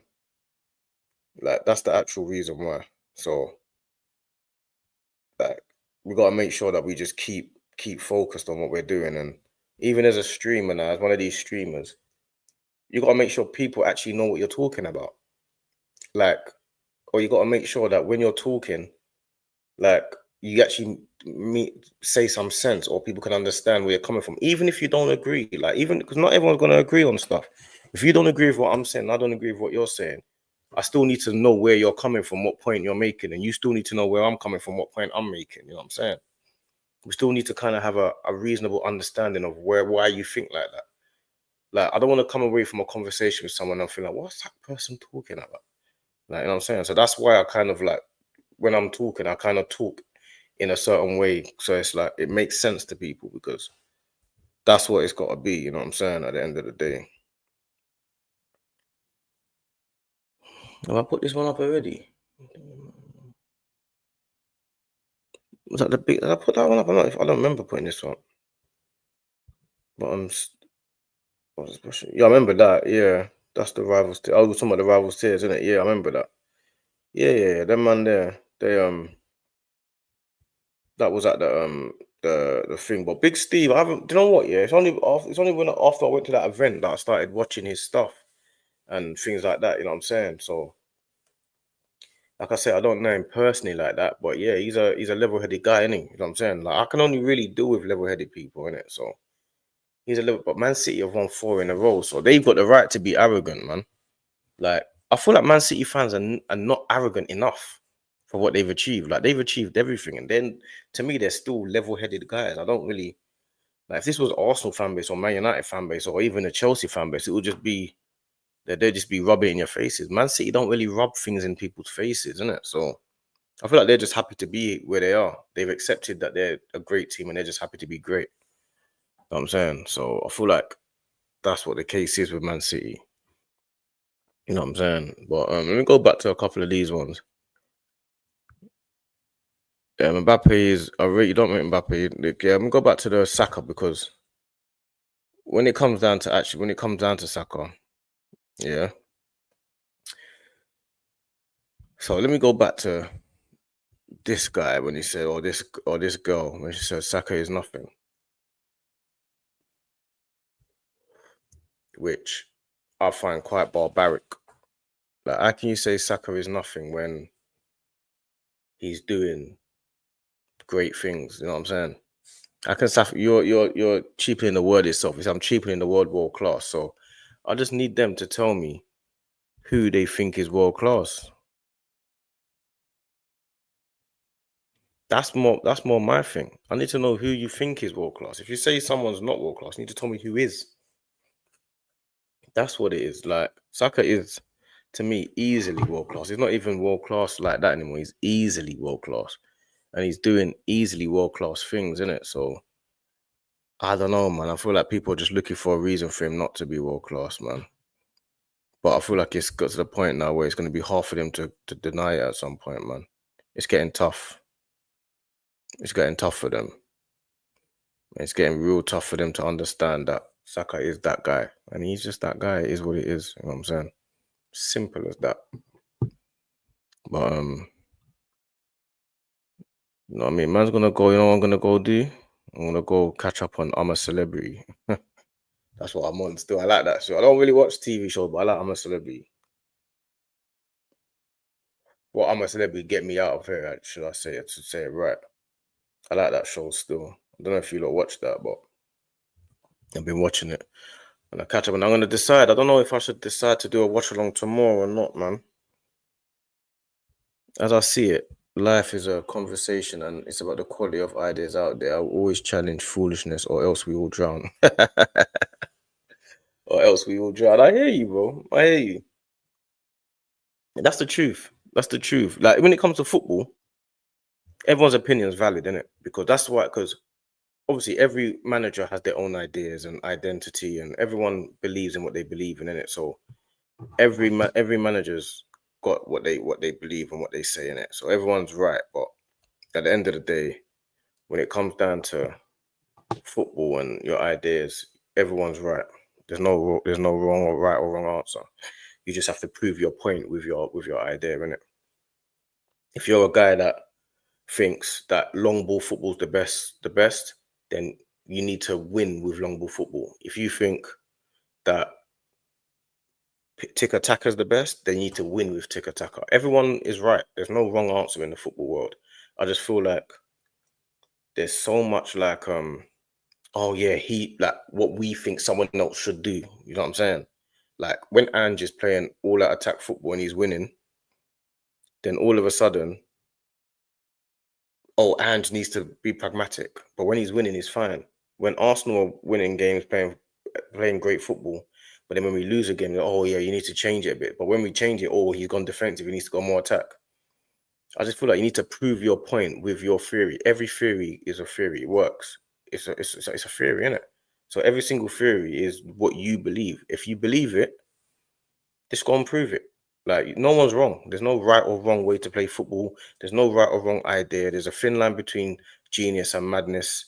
So you just got to prove your worth, innit? At the end of the day, like if I say I don't want Arteta sacked, and this is what I believe, I feel like he should do, and this is my theory, then that's my theory. And if Arteta comes to prove it, then I'll be right. If he doesn't prove it, then I'm wrong. That's just how it works. So what people want you to think how they think.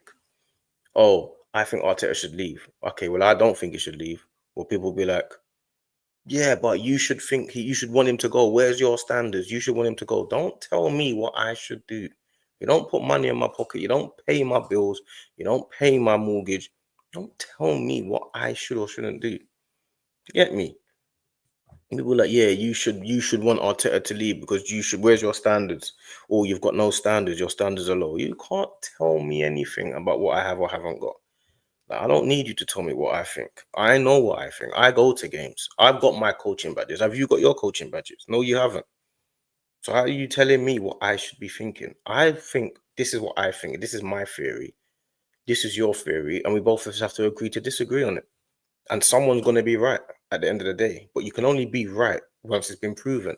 People want you to, oh yeah, I feel like Arsenal should be, they're not playing good football. And it's always coming from rival fans. Like, an Arsenal fan will tell a Liverpool fan how they should be playing. A Liverpool fan will tell an Arsenal fan how they should be playing. A Man City fan will tell it, like, I don't understand. Don't work like that, man. The reality is that Saka is but two. Is but two. I don't know what that means. Black for this step. Saka is too black for this establishment, but sport is sport. His achievements are undeniable. He's amazing. Big props. I get what you're saying. I know. Obviously, I don't think it's probably more the color thing. I'll be real. I think the color thing probably comes in when, like, when it's like when they do badly. You know what I'm saying? So obviously you get the whole racism thing and all that. And I feel like that just comes from people. That's just part of life. Like, if you're one of those, if you're someone that can just throw something at someone, that's just gonna happen in life, innit? Because there's good and bad all over the world. Like, if you're black, someone's gonna say, "Oh, that black guy," when he does something bad. If you're gay, someone's gonna say that gay guy when he does something bad. If you're ginger, someone's gonna say that ginger guy when he does something bad. I feel like those people that throw out like something to people, they're just upset. That's their own world that they're dealing with. You know what I'm saying? I feel like the black thing is not, it's only relevant when something goes bad in the world and you got a few people online. That's the online thing that people like to do, innit? You know what I'm saying? So I don't think it's so much about I mean, if you talk about, like, you're saying, like, you feel like Saka doesn't get his praise because he's black, I guess you mean, like, in a roundabout way, you mean like in comparison to like a Rooney or a Kane or someone like that. I guess that's basically what you're meaning, isn't it? So I guess you could say the same, not just about black people. I guess you could say the same about Mo Salah, maybe, because you feel like he's Egyptian and Muslim, maybe, or maybe you could say. But then on the flip side of that, because you feel like, I guess there's a few issues when it comes down to racism and that in the football world, and the English game have tried their best, like, to show equality and to stamp out stuff like that. There's certain things that you just got to give credit for. So they gave a lot of credit to, you got to give a lot of credit to them. They got the no racism campaign, they kick it out campaign. They do those things. If you make monkey chants or stuff out of ground, you will get banned for life. Do you get me? You will get banned out of that ground. Like, you do racism things in football, they will call it out. They will stamp that. They will stamp that out. The praise and the not getting appreciated because he's black. That may well be true. I can't really say yes or no to that, because he's the England star. He's a star boy. He's the main guy at England team. He's the main guy at Arsenal. So it may well be true, but me personally, I wouldn't put it down to that, because I feel like when it comes down to that, that's more when he's doing something wrong, and if people just throw it out at him. And more often than not, when those people throw it out at him, those people are just naturally racist anyway. I don't think that's got anything to do with whether he's playing well or not. I think they're just racist anyway. They don't like black people anyway. I don't think it's anything to do with, because you got to remember, certain players in the world, they're like, they've got their own traumas and their own battles and their own issues, innit? So when people, like, especially the good black players, when those black players are playing well and you feel like they're being appreciated, then no one's really thinking about the color of their skin at that point. Do you know what I'm saying? The color of the skin will come into it when people start throwing out words and names, and it's a cheap shot, innit? But that's neither here nor there to them, because at the end of the day, someone that's racist is going to be racist, isn't it? It is what it is. because it's not just racism to black people. You can be racist to all cultures and skin tones. You know what I'm saying? You can be racist to all skin tones, all colors, all things. So it's not just about Saka just being black. It just comes with the territory, man. Like, if you're born to be great, you will be great regardless. Regardless of your skin color. You can be great, white, black, Asian, anything. Racist people are always going to be racist people, whether you're doing well or not. Don't make no difference. So it is what it is at the end of the day. Like my nan always said, sticks and stones will break your bones, but names will never hurt you, fam. And these guys, they can say what they want to say to him when he misses a penalty and stuff like that, which they probably wouldn't say to Kane, but they wouldn't, because Kane is not black. But I can guarantee you, excuse me, when Kane was missed penalty, I can guarantee you he probably got a hell of a lot of abuse as well, but just not about being black. You get it? He probably got abuse about you like, you know what they like to say about Harry Kane, you can't speak well, and or you're just, you know what I mean, the stuff that they say about Harry Kane, you're just a dumb guy, and all these things that they say. I guarantee you he probably got a million of those messages as well. The black thing is only because Saka was black. It's just something that they can throw at him. But they then again, you got people that will say stuff about anyone. That's just how some people are wired, and it's the real world. The real world is a nasty place sometimes. So it's what it is at the end of the day, man. The best way to shut them people up is to keep progressing. Because you got to remember, Saka's got a whole heap of money. So you're not paying to watch him, innit? So at the end of the day, it's up to them. Honestly, it's up to them. City fans need to gloat more, but there's only a couple, and I'll come to that in a minute. Difference is always a thing, and color is one of the biggest in any society. Yeah, 100%. 100%, bro. That's a fact. Do you know there's an Arsenal agenda across the board? 100%, yeah, but that's because of back in the day. The black thing is a long conversation, but believe me, it's real. For all his achievements for club and country, he still gets targeted by the media and strain. I agree with you, man. I agree with you. Like, but the reason why I can't atone it to being black is because I don't actually know. But you might be right. Like, man can't say you're right or wrong, because Saka should be getting, like, Palmer gets like unprecedented praise, and Saka's been doing this for years. Saka's already been doing what Palmer's doing, so there's obviously something. But then again, on the flip side, Palmer is like quarter black as well, or half black as well. So when people say, yeah, but look what Palmer gets, look what Saka gets. Palmer, if you were to say to Palmer what color, he will say mixed race. I don't think Palmer will say he's white. Palmer will say he's mixed race. He's on this vibes cartel and all that as well. So I don't know. You can't. I don't think you can put everything to it being black. I feel like people, they're gonna be. Some people are gonna be nasty. They're gonna be nasty. It is what it is. That's just how human beings are. And there's some good and there's evil. There's good and bad all over the world, innit? And I feel like everyone knows that Saka's a brilliant player. Whether they think he's world class or not, that's got nothing to do with whether they think he's black or not. You know what I'm saying? But obviously that's a conversation for a different day. But I'm willing to have that convo. You know, I'll be on there talking about all of that. I'm here for it. Color is one of the biggest in society. Yeah. Look at Pele, the greatest, but they want to scrub him from the record for Messi quick time. But Saka is so wise. He elevates above all these realities, hence why he's so special. Yeah, he does. It's true. They do. Look at Pele, the greatest, but they want to scrub him from the record for Messi quick time. Yeah, 100%. But Messi is a great player, though, bro. You can't, like, the Messi thing is, he's the greatest I've ever seen, innit? So you don't want to. Messi is a great player. You can't say it's because Pele's black and Messi's white why they think Messi's the best, because Messi is, you know what I mean? He's probably the best. So it's hard to just throw that racism thing out because Messi's white and Pele's black. Like, you have to have a little bit more basis than that, because Messi is brilliant. You know what I'm saying? Like, it's easy to think certain things or how people think and say it's because of this or it's because of that. But I feel like Messi is a brilliant player. We'll touch on all those things like properly, but I feel like Messi is a brilliant player, and it's hard to just say, oh, because he's white, that's why he gets regarded as the best. I don't think it's just that. I don't think so, man. Messi is a brilliant player. I can't say because he's white he's the best. Like it's not because he's white he's the best. He's just a white man and is the best. You get it?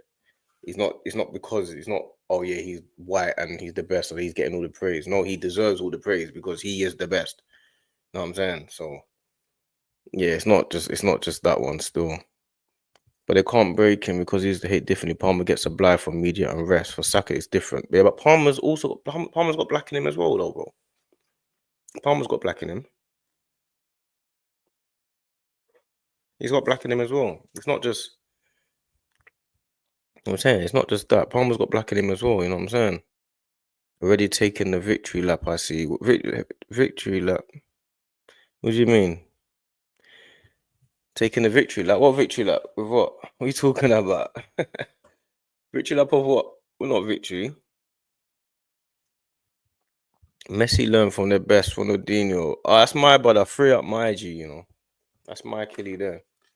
Messi learned from the best. Mm. He did learn from the best, Ronaldinho. And the thing about what Ronaldinho done, the thing about what Messi done, not Messi, sorry. What Messi done. Ronaldinho gave him the pathway, innit? Like Ronaldinho said, oh, you got a new guy coming through. He gave him the pathway, and he wasn't scared to pass to him. They knew he was a great. So yeah. They kind of nurtured him. They all played a part in it. They were all like, yeah, Messi, Messi, Messi. It was a big thing for them. You know what I'm saying? We ain't got any players of the stature of a Ronaldinho, so it's hard to do that for Saka. Saka's gonna have to do that for the Waneris, but we still need to find a way to get Saka to the highest level. He's still not quite at the highest level. You know what I'm saying? He's at a world class level, but there's brackets in world class. There's different brackets in world class, and in the world class bracket, you got like Saka's like at the bottom of the world class bracket. You got Salah that's about here, and then you got people like here that would say. So in the world class bracket, yeah, I would say you got 4 levels in the world class bracket, and the first level 1 is the Sakas, those type of guys. The next tier would be like in terms of GA and stuff like that. It's the Salahs and the Viniciuses and those guys.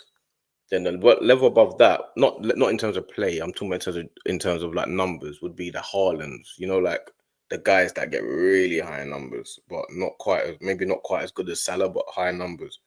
And then after that, it'd be the Messi and Ronaldo, the greats. So that's what I feel like personally. It's sensitive, but Pele done enough, and he's been given posthumous Ballon d'Ors. Yeah, it's true. But we weren't about them times, though. You get me? I don't know how old you are, but we weren't about them times, so we don't really know what the situations were at them times there. You know what I'm saying? We don't really know what it was like them times there. The visuals of Palmer and Saka is different. Yeah, they are. They look different. Yeah, they do. I'm not denying that. Man's not gonna deny that. You get me? Man's not denying it. Man's not saying yes or no to it. Man's not denying it. Man just know Bukayo Saka is a real African name. Cole Palmer he looks like a white guy, but he's definitely got black in him. But man's not denying that. But I wouldn't say it's because Saka's black why people don't rate him as highly. It could be true, but I wouldn't say that so much because I feel like there is more that Saka has to do. You get it? So that's the reason why I'll say that. Nobody watched Pele. Let's be honest. Just unfortunate victim of his time. I agree with you. Nobody saw Pele. Like we saw videos and we see him do some of the greatest skills we've ever seen. Like I see him do the thing where he ran past the ball, he went past the keeper, he went round the keeper and then tried to shoot in the goal, but he went wide. That's probably one of the best goals I've ever seen. Like I've seen one of the best skills I've ever seen from Pele in it. So Pele is just a master in it. He's masterful in it. But Pele is regarded as one of the best players of all time. Like I'm not sure why you think Pele isn't one of the best players of all time. He's regarded as that. I don't think because he's black why he's not regarded as one of the best players of all time. Pele is regarded as one of the best players of all time. Like, if you was to go to Brazil and ask them between R9 and Pele, I think they would say Pele. I don't think they say R9 over Pele. Pele, if you say who's the greatest Brazilian player of all time, they will say Pele if you go to Brazil. So I think people will say what they want to say, but Pele is regarded as the best player of all time in Brazil. You know what I'm saying? Regardless of the ins and outs of what's been going on. Pele's been awarded with 800 titles from Ballon d'Or, retrospectively. True. That's true. For me, Saka is elite and has the potential to become. No. He's not. When you say potential to become, like I said, in the world class bracket, there's different levels in world class. Do you know what I'm saying? So world class is like that, and you've got tiers. So instead of doing 4 tiers, I'll just do 3 tiers of world class. And in that world class bracket, you've got Saka is the bottom tier of world class. Yeah. So Saka's the bottom tier of world class, but he's in the world class bracket. The next tier is where Haaland, Mbappe, Vinicius, Salah, all those guys are in the next tier, because I feel like those players are a level above Saka. And then the next tier above that would be where the Messis and Ronaldos would be. They would be in the tier above. So over the last few years, how I would judge it would be the players like Yamal, players like Saka, players like Caicedo, the Declan Rices, like all of those guys are to me are world class, but they're in the lower tier of world class. You know what I'm saying? That's the world class level to me, but lower tier. In the middle class would be a level above the Salahs, Mbappe's, Vinicius Juniors, Haaland, Rodri, like the Lewandowski, like all those guys are just clearly world class. Like the Benzemas, like all them, Harry Kane, all those solidified world class players. And then the level above that is the greats, is Messi and Ronaldo. That's how I judge it. So Saka is clearly in the world class level. Potential to become world class. What's he got to do to become world class then for him to say potential to be world class? What's he got to do to become world class if you say potential? I just feel like there's different levels in the world class, innit? People always like to say this one's world class or that one's world class. But for me, like, there's just different levels in it. You know what I'm saying? And I feel like people like to say yes or no to a world class question. They'll say, oh, world class, yes or no, world class, yes or no. I don't think it's as simple as that. There's different versions of someone that is a world class player.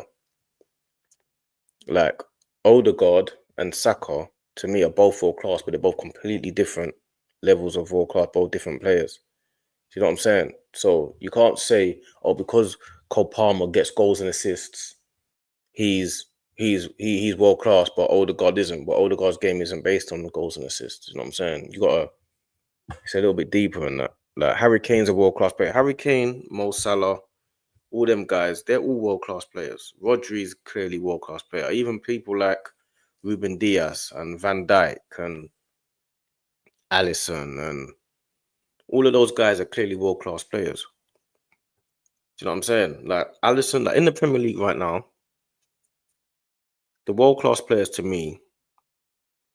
So the world class players to me would be, let me go through Man City, would be Ederson is world class. I'm going to say world class right now, actually. I'm not going to say who has been world class or who is potentially world class. I'm going to say who's world class right now in the Premier League. So Ederson is world class. I'll go for the Man City team first. Ruben Diaz is world class. John Stones is world class. Gvardiol. Gvardiol is technically world class. I'm gonna have to say, yeah, even though he's not playing quite well right now, but even this season he's been more. He was probably their best player at one point. Rodri is world class. De Bruyne is world class. Haaland is world class. Bernardo Silva is world class. That's how I feel like it is for Man City. I think Foden's on the brink as well. Foden might be even in that lower tier as well of world class. With Liverpool, they've got 4 Alisson is world class. Trent is world class. Van Dijk is world class, and Salah. They're the four for me that are world class. Obviously, there are a few honorary shout outs to people like Konate and that are playing well this season. But for me, they're the ones that are world class. In Arsenal's team, the world class players would be Gabriel and Saliba are world class. Then it would be Rice and Odegaard and Saka are world class. Now, Partey technically should be in that as well, but he's always injured. But Partey is also in the lower level world class bracket. And then in Chelsea's team, you would have to say the world class players in Chelsea's team would be Reece James. If he could keep himself fit, he would be world class. Caicedo.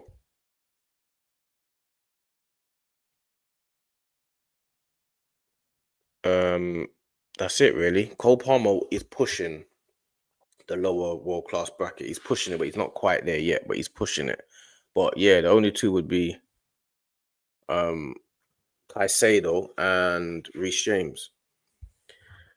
Nah, that's the lower level bracket, but in the middle bracket of world class, that's like the real world class players. Because like I say, Saka's world class, but you got a level above that, which is medium in the world class bracket, which would be the Salahs and the Viniciuses and the Haalands and the Rodris. Do you know what I mean? Then the Mbappes and the Lewandowski, and them guys are all guaranteed world class. Saka's there, them guys are there, and then you got Messi and Ronaldo there, but they're all in the world. They're all in that world class bracket. There's 3 tiers in the world class bracket to me. So, and then you got the tiers outside of it, which are people that are getting close to it and pushing it. But Saka's not pushing world class. He is world class. He's just not as good as Salah in the world class bracket. That's just how I'm seeing it. You know what I'm saying? A couple questions here. What questions do you want me to answer? How badly do you want us to be MMA at home on Wednesday? I can't even explain to you how badly, bro. You have no idea. I can't even explain. I might even do a watch along. That's how badly. I don't even want to do one, but I might do one just for the sake of it. Hey, let's talk on Odegaard. Let's talk on him, fam. Let's talk on him. What do you want to talk about? He's like, what do you want to say? I think like he's starting to get. I feel like even with Odegaard, like what annoyed me the most wasn't about other fans rating him. I'm not bothered about other fans rating him. I was more irritated with our fan base not rating him. Because our fan base, remember when we had him on loan and then they didn't want to sign him. The Arsenal fan base were like, oh, we don't want to sign Odegaard. Or we can get Maddison and Buendia. Remember that? Remember they wanted Maddison and Buendia? Oh, we don't need Odegaard. We need Buendia. Oh, we didn't need Odegaard. We need Maddison. Remember when that was remember when that what it was? We need Maddison. What we getting Odegaard for? He was underwhelming. But no one gives Arteta the praise because of everyone should be saying, Arteta, you done well, you got the right player. But they don't. They don't give him no praise. It's the Arsenal fans that annoyed me the most about that because they didn't want Odegaard. They wanted Buendia and Maddison. That's all I remember seeing. We want Buendia. We want Maddison. We want Buendia. That's what they wanted. What's happened is because he got injured and Arsenal fans, he's now being appreciated by Arsenal fans more than he is by other fan bases. I think other fan bases knew how good he was. Other fan bases knew how good Odegaard was. They used to always be like, oh, Odegaard's playing is a problem. Odegaard playing is a problem. It's Arsenal fans that thought he wasn't doing well enough. He doesn't get any GA. Yeah, that's not his game. It's not his game. Odegaard is easily world class. And if you don't think Odegaard's world class, then you just don't know football. That's just simple for me. I'll say that until the cows come home. I don't care if I don't live in an area where there's any cows. Odegaard is easily world class. Simple as that. There's no two ways about it. It's not hard to understand.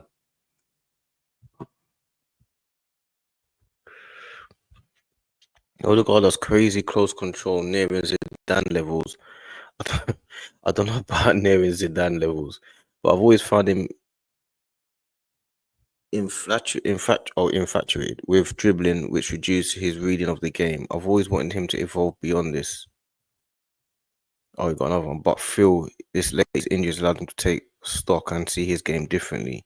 He simplified his game and now sees more. I'm excited. Yeah. I don't know about the Zidane levels though. I'll be real. I don't know about the Zidane levels. Zidane was that guy from. I don't know how you managed to fling Zidane in there.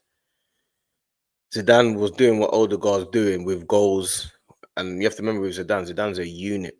Like Zidane was, you can't barge him off the ball. He was a big, strong monster. Zidane was a unit. Like he weren't like no. Odegaard is like nice with his feet and quick, and he's good on the ball. Odegaard's like in the David Silva mode and the Bernardo Silva mode and them and the Özil mode. Them guys. Zidane is them plus a bit of De Bruyne plus a bit of Vieira. Plus, like Zidane was like he will dribble with the ball silky, both feet. But when a guy's trying to barge you, like remember, if you get in his way, move out the way. Like Zidane was big and strong. He was tall and Zidane was a rough player. Like people keep thinking Zidane for the silkiness and how silky Zidane was. Zidane was silky, but he was nasty. Remember, you start talking about he will headbutt you, bro. He's on all that. Zidane will just move to you. He's a man like that. He's from the trenches. Zidane's a trench man. So you start Zidane will do skills and he was silky and he will score brilliant goals. But he's also a nasty, nasty player. So he was exactly the type of player that was like he was always going to get to the top and be what he became. Because Zidane was like he was just super strong, take over matches, take over games, free kicks, corners, shoot, left foot, right foot. So you can't quite put Odegaard close control to Zidane because Zidane was just a different breed, man. Different breed. He's probably the best midfielder of all time. Best midfielder of all time, probably. Like even this whole Xavi, Iniesta, Busquets debate that we have. When I was doing the greatest 11 with Dean one time, I was like, Zidane has to be in it. I can't take Iniesta over Zidane. Like as good as Iniesta was, if Zidane was in that team with them, they'd win everything anyway. Zidane can do everything Iniesta could do. Plus, he was a nasty player. Plus, he's big. Plus, he can win headers. Like Zidane was doing what Kai Havertz. You have to remember when Zidane was playing, they would go long to Zidane like they did to what we do to Kai Havertz. What we do with Kai Havertz, you can do that with Zidane. What we have with Odegaard, you can do that with Zidane. What De Bruyne does for Man City, you can do that with Zidane. Like you can do all of these things with Zinedine Zidane. Even his name, Zinedine Zidane, is madness. Like even his name, Zidane was the guy that you can play Zidane anywhere on the pitch. Left wing, attacking midfield, in the 8 role. If you really wanted to mold him into the 6, you could mold him into the 6. You can't really put Odegaard's name next to Zidane because Odegaard hasn't even surpassed people like De Bruyne yet. Like, there's even an argument that people are talking about with Odegaard with you haven't even got past Odegaard with, say, Bernardo Silva yet. Like what Bernardo Silva's been doing at City or Odegaard, let alone go into the people like David Silva. Let alone go into those type of guys, let alone go and level above that. Like Odegaard is not even in the Cazorla bracket yet. Like Cazorla was the most underrated player I remember. And you got to remember that Spanish team that they had, them man were on the bench. Like Cazorla, David Silva, them man were on the bench.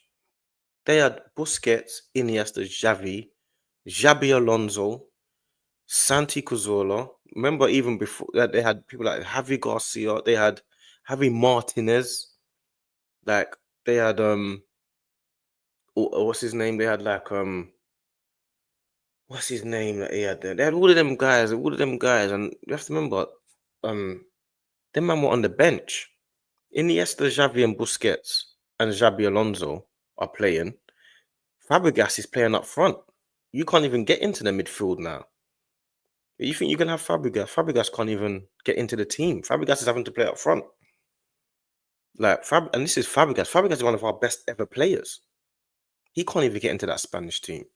So, and you got to remember, if Zidane was there, Zidane would be playing in that midfield. Zidane, you can't put Odegaard's name with Zidane. Like Zidane is like probably the greatest midfielder of all time. There's no one on that. There's no one that I've seen like in the Premier League ever on Zidane's level.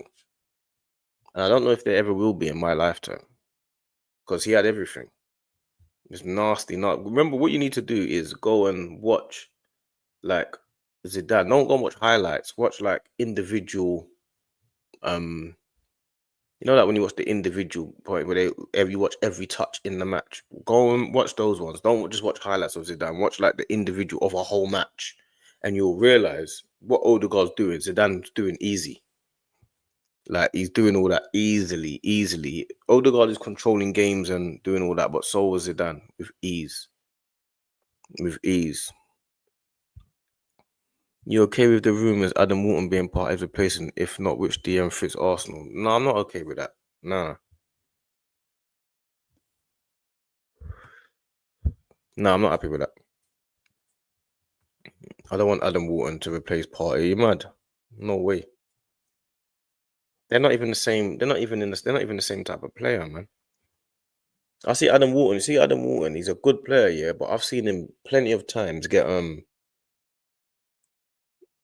dispossessed in bad positions. Like a lot of times, Adam Wharton gets dispossessed in bad positions. Like I'm not overly sold on Adam Wharton like that. Like I'm not overly sold on him. There's certain players in the English game that I'm overly sold on that I feel like, yeah, you're the truth. Like Tyler Diblin.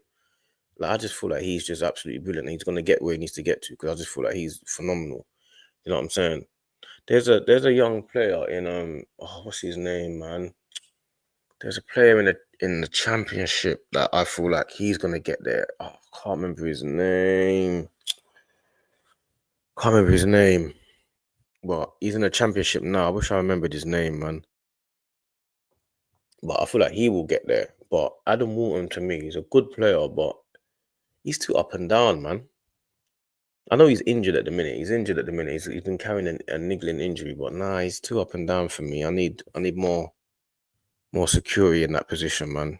I'd rather just play Declan Rice in the 6, have Declan Rice there for the next 8 years, and then find a true number 8. But I feel like we need to get a real number 8, man. Marino's is a good number 8, but he's also 28, 29 years old. We're going to need to replace him at some point. I need like a real number 8, but I don't know who I want though. I don't know if I'm seeing any real number 8s that I really want. I'm not sure. Like everyone always says, "Oh, you want Gibbs White." I don't want Gibbs White.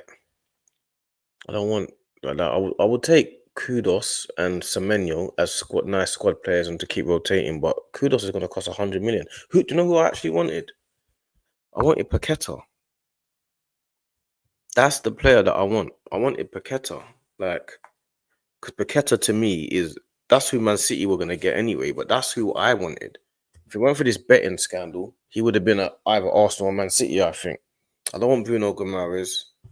He does too much on the pitch. He's doing too much. 1 minute he's chomping at players. Next minute he's doing Hollywood balls. I ain't got time for all that.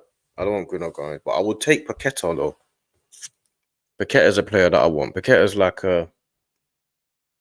that's who I want. Like super skillful, can get a goal, can rough as well. I want Paqueta, and he doesn't hide on the pitch either. That's who I want. Paqueta. I'll be real. Paqueta's who I wanted, but this betting scandal just threw him off. But I want Paqueta. I'll be real.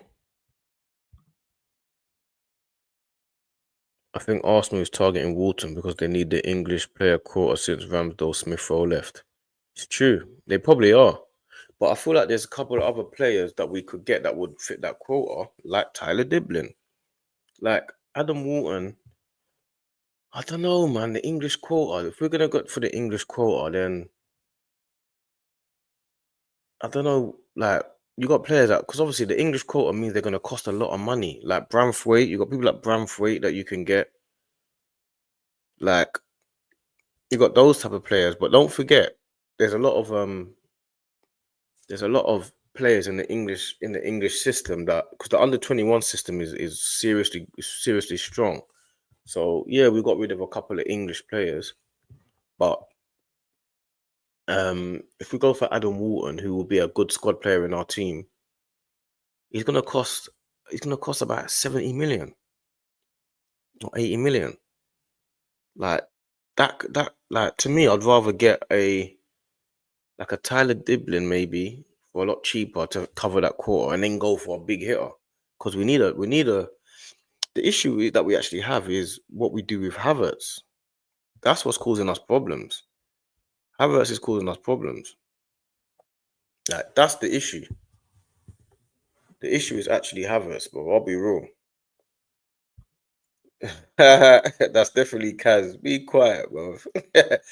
I'm doing what you lot do now. I'm doing the lives. Me and my trench boys, man. Leave me alone, man. 2.5 hours. Yeah, yeah, yeah. It's gonna be longer, man. I'm doing what I'm doing. Well, you're up because you're up playing. Because you're up playing. What does Kaz play? Kaz plays COD, innit? Call of Duty. Kaz plays Call of Duty, and he plays Call of Duty, and he watches anime, innit? That's his thing. So that's why he's up. Why are you up? Guys, go away, fam. Why are you here, fam? Why are you up? You're up. No, you don't do 2.5 hours, but I got me and my new community, the trench lot. That's what we're gonna do for now. 11 o'clock, Thursday, Friday, Saturday. You get me? All for one. It's not for one result, bro. But I'm not even listening to you. Why am I coming up from what I was talking about? I don't know why I'm listening to him, fam. Because of the troll. We got something for you lot, though. We got a little something for you lot coming anyway. We got some stuff in the pipe in the works, you get me? That's my brother there. You get me? That's my Achilles. So we got something in the works for you lot, man. You know what I'm saying? Got a little something special coming up and some works behind the scenes. Just gotta get everything, just make everything work out, you get me? But that's my dog still. You know, like that. He's a trench boy as well. Kaz is dreading Wednesday. He's dreading Wednesday, but I'm not looking forward to Wednesday. I'll be real. I'm not looking forward to Wednesday. I'm not a fan of um I'm not a fan of the unknown, man. You get me? I know he's got tricks up his sleeve, that guy. Like I said before, he's one of them guys that likes to be on the touchline and like, you know, he's like another version of Arteta or Pep and that. You know, them man that are just on the touchline. Like Arteta plays football on the touchline. I mean, sometimes he kicks the ball before it comes out of play. Amarim's like that, man. He's one of the maniacs, isn't it? So it's the unknown, man. And I feel like Man United fans are gonna be confident playing against Arsenal. You get me? I feel like they're waiting. I feel like they like those games. Like they're a big team in it, so they're gonna be relishing these challenges. So and Amarim, his interviews are just irritating me. He's got his interviews, and I like his interviews. He will say like, "I don't want to talk to Ed Sheeran." I'm on that. You know, I don't chat to Ed Sheeran. I don't want to. He will say like, "We need to slow down the press."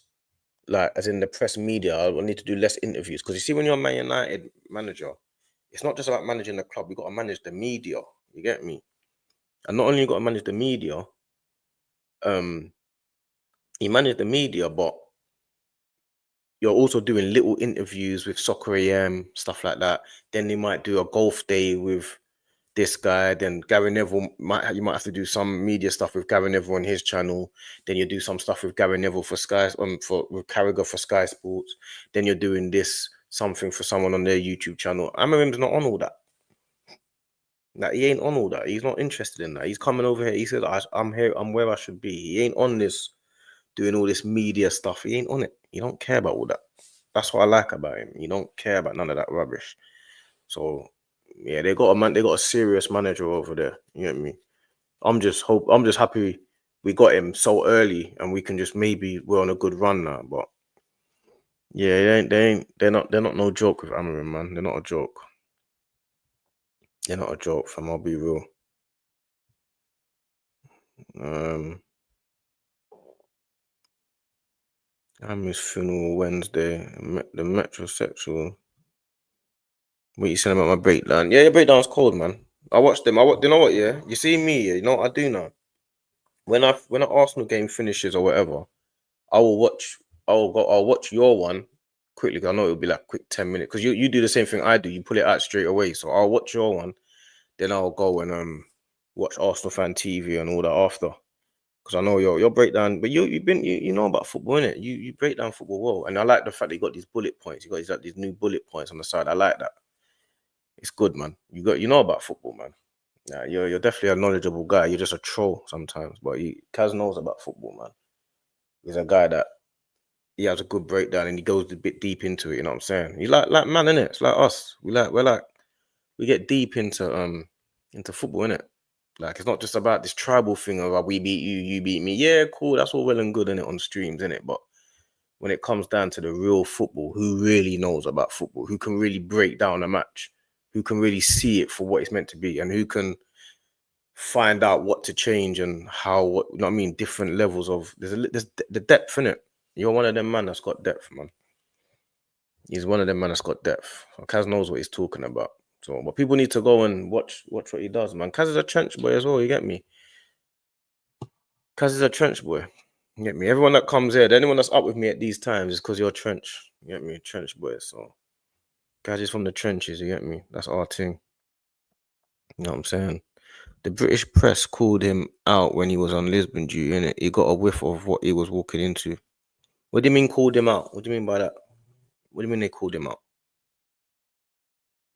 What do you mean they called him out? Called him out in what way? When he was on Lisbon duty?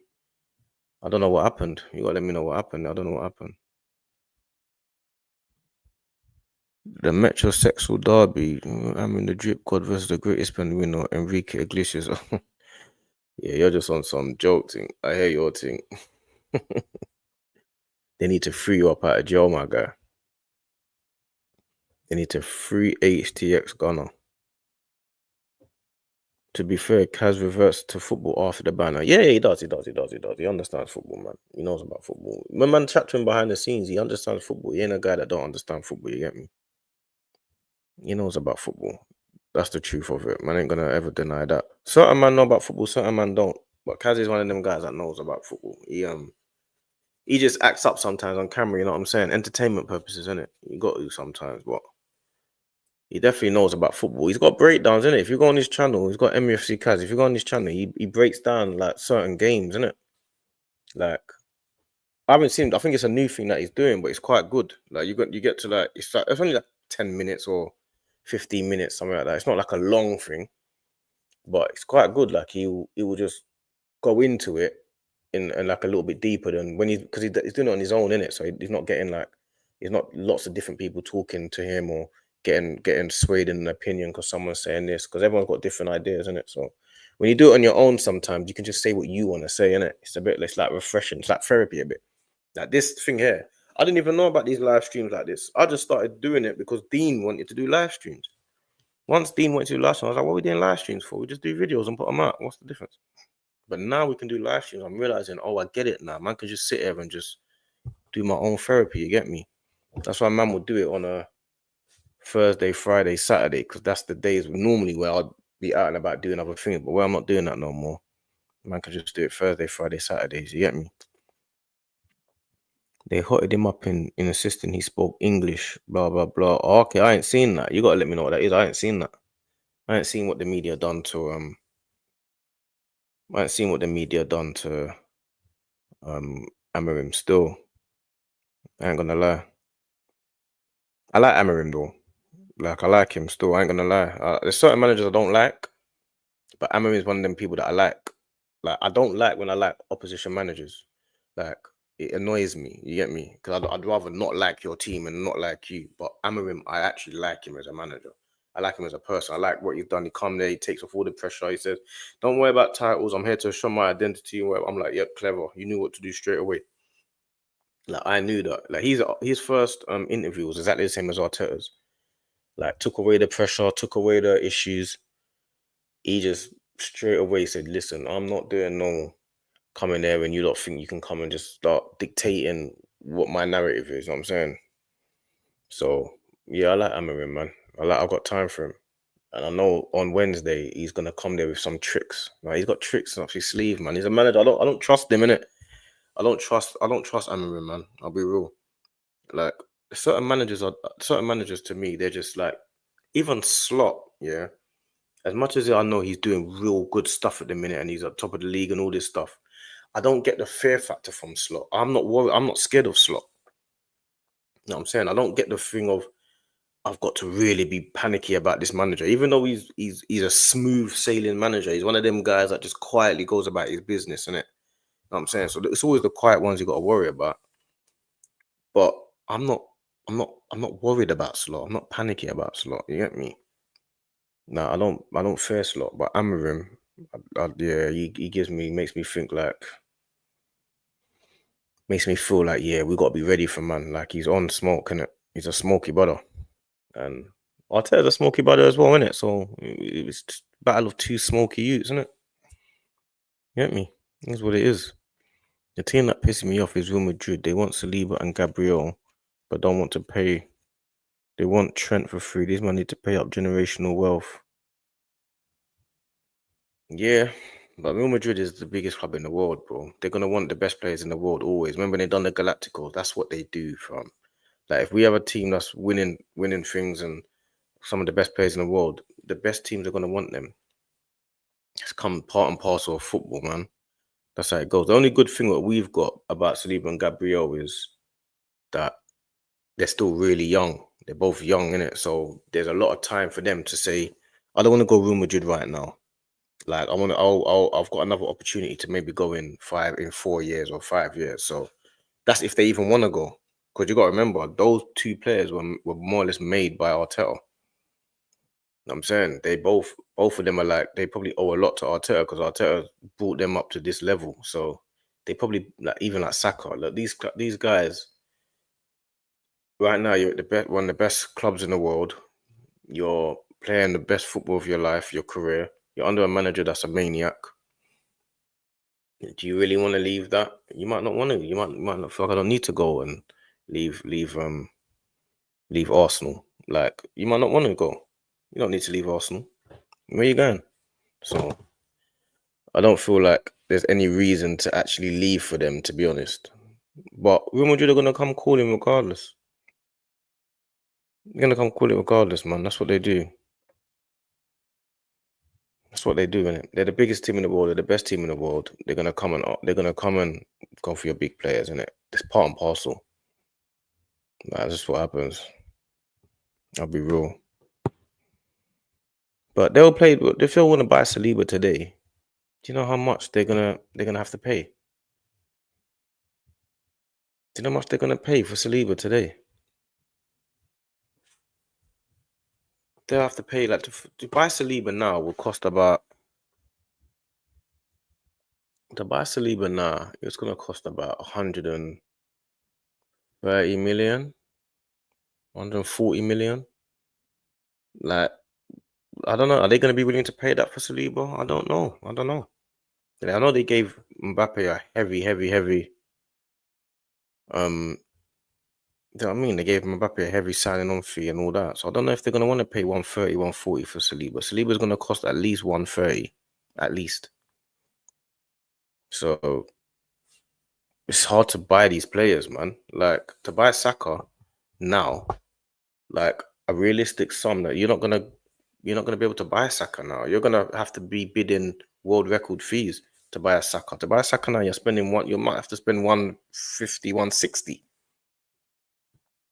And Arsenal will probably still say no to that. So I don't know, man. I don't know which manager fits for Madrid. I mean, I don't rate him. Now you gotta rate him. He went the whole season unbeaten, and he played for them as well. So he's obviously a good fit for them. But I don't know. I think that they go for Galacticos, isn't it? They're a Galactical team. I hate when we do a passion. It's the same thing with Barcelona when they bought Newsfigure and late 80s. Yeah. And our squad is mad valuable. And it is. It is. But I'm gonna go watch I'm a Celebrity, because I said that last time. I said that about an hour ago. I said that about an hour ago. I need to catch up on it, and then we've got a peaceful game tomorrow. I can watch the game in peace. So drop me a comment if you want me to do a watch along tomorrow. I'll decide, innit? I don't really know. Let me know if I should do a watch along tomorrow or not. You lot let me know what you think, you get me? But I'm definitely going to watch I'm a Celebrity and catch up because I missed it tonight. I'm a Celebrity fan. I don't watch anything else though, you get me? I don't watch anime and them cartoons. The other day, people were sending me, oh yeah, you need to watch this. I looked at it. It was some cartoons doing karate. I just saw people watching cartoons doing karate, innit? So, but yeah, let me go and watch I'm a Celebrity. I love Bad Guy. YG. And then and exactly, yeah, it was Hooks that sent it to me. It was Hooks that sent me anime. Hooks and Kaz watched that, innit? But they just do bare karate and that. Like cartoon. I said cartoons with karate is mad. You know what I mean? Oh, the guy stepping to the next level. He is. But yeah, I'll probably go live at some point tomorrow, innit? But yeah, for now, let me know if you want me to do a watch along tomorrow, and I'll do a couple watch alongs. But let me know. You get me? Let me go and watch I'm a Celebrity. Get me out of here. Catch up on it today because I missed it. You know what I'm saying? Don't you lot watch I'm a Celebrity? Does no one watch I'm a Celebrity? That's that Big Brother, I'm a Celebrity, all of that. Man watches that still. I'm not gonna lie to no one. Man watches that. I'm a Celebrity, Big Brother. My girl watches Married at First Sight and that, so I've been watching that as well because she watches Love Is Blind and all that. She watches that, all that in it, so I've been watching that stuff. I never used to watch them things, but the things are kind of entertaining still. My girl watches Love Is Blind and Married at First Sight in it. So obviously, because I don't really watch them things in it more often, I'm just doing with my own what I'm doing in it. So sometimes she's got it on, I'm there watching it with her, so we kind of watch it together, and it's kind of all right. Them things are kind of all right. It's hilarious, blood. Married at First Sight is the funniest program. Love Is Blind is funny as well because it's just mental, but Married at First Sight is funny as hell.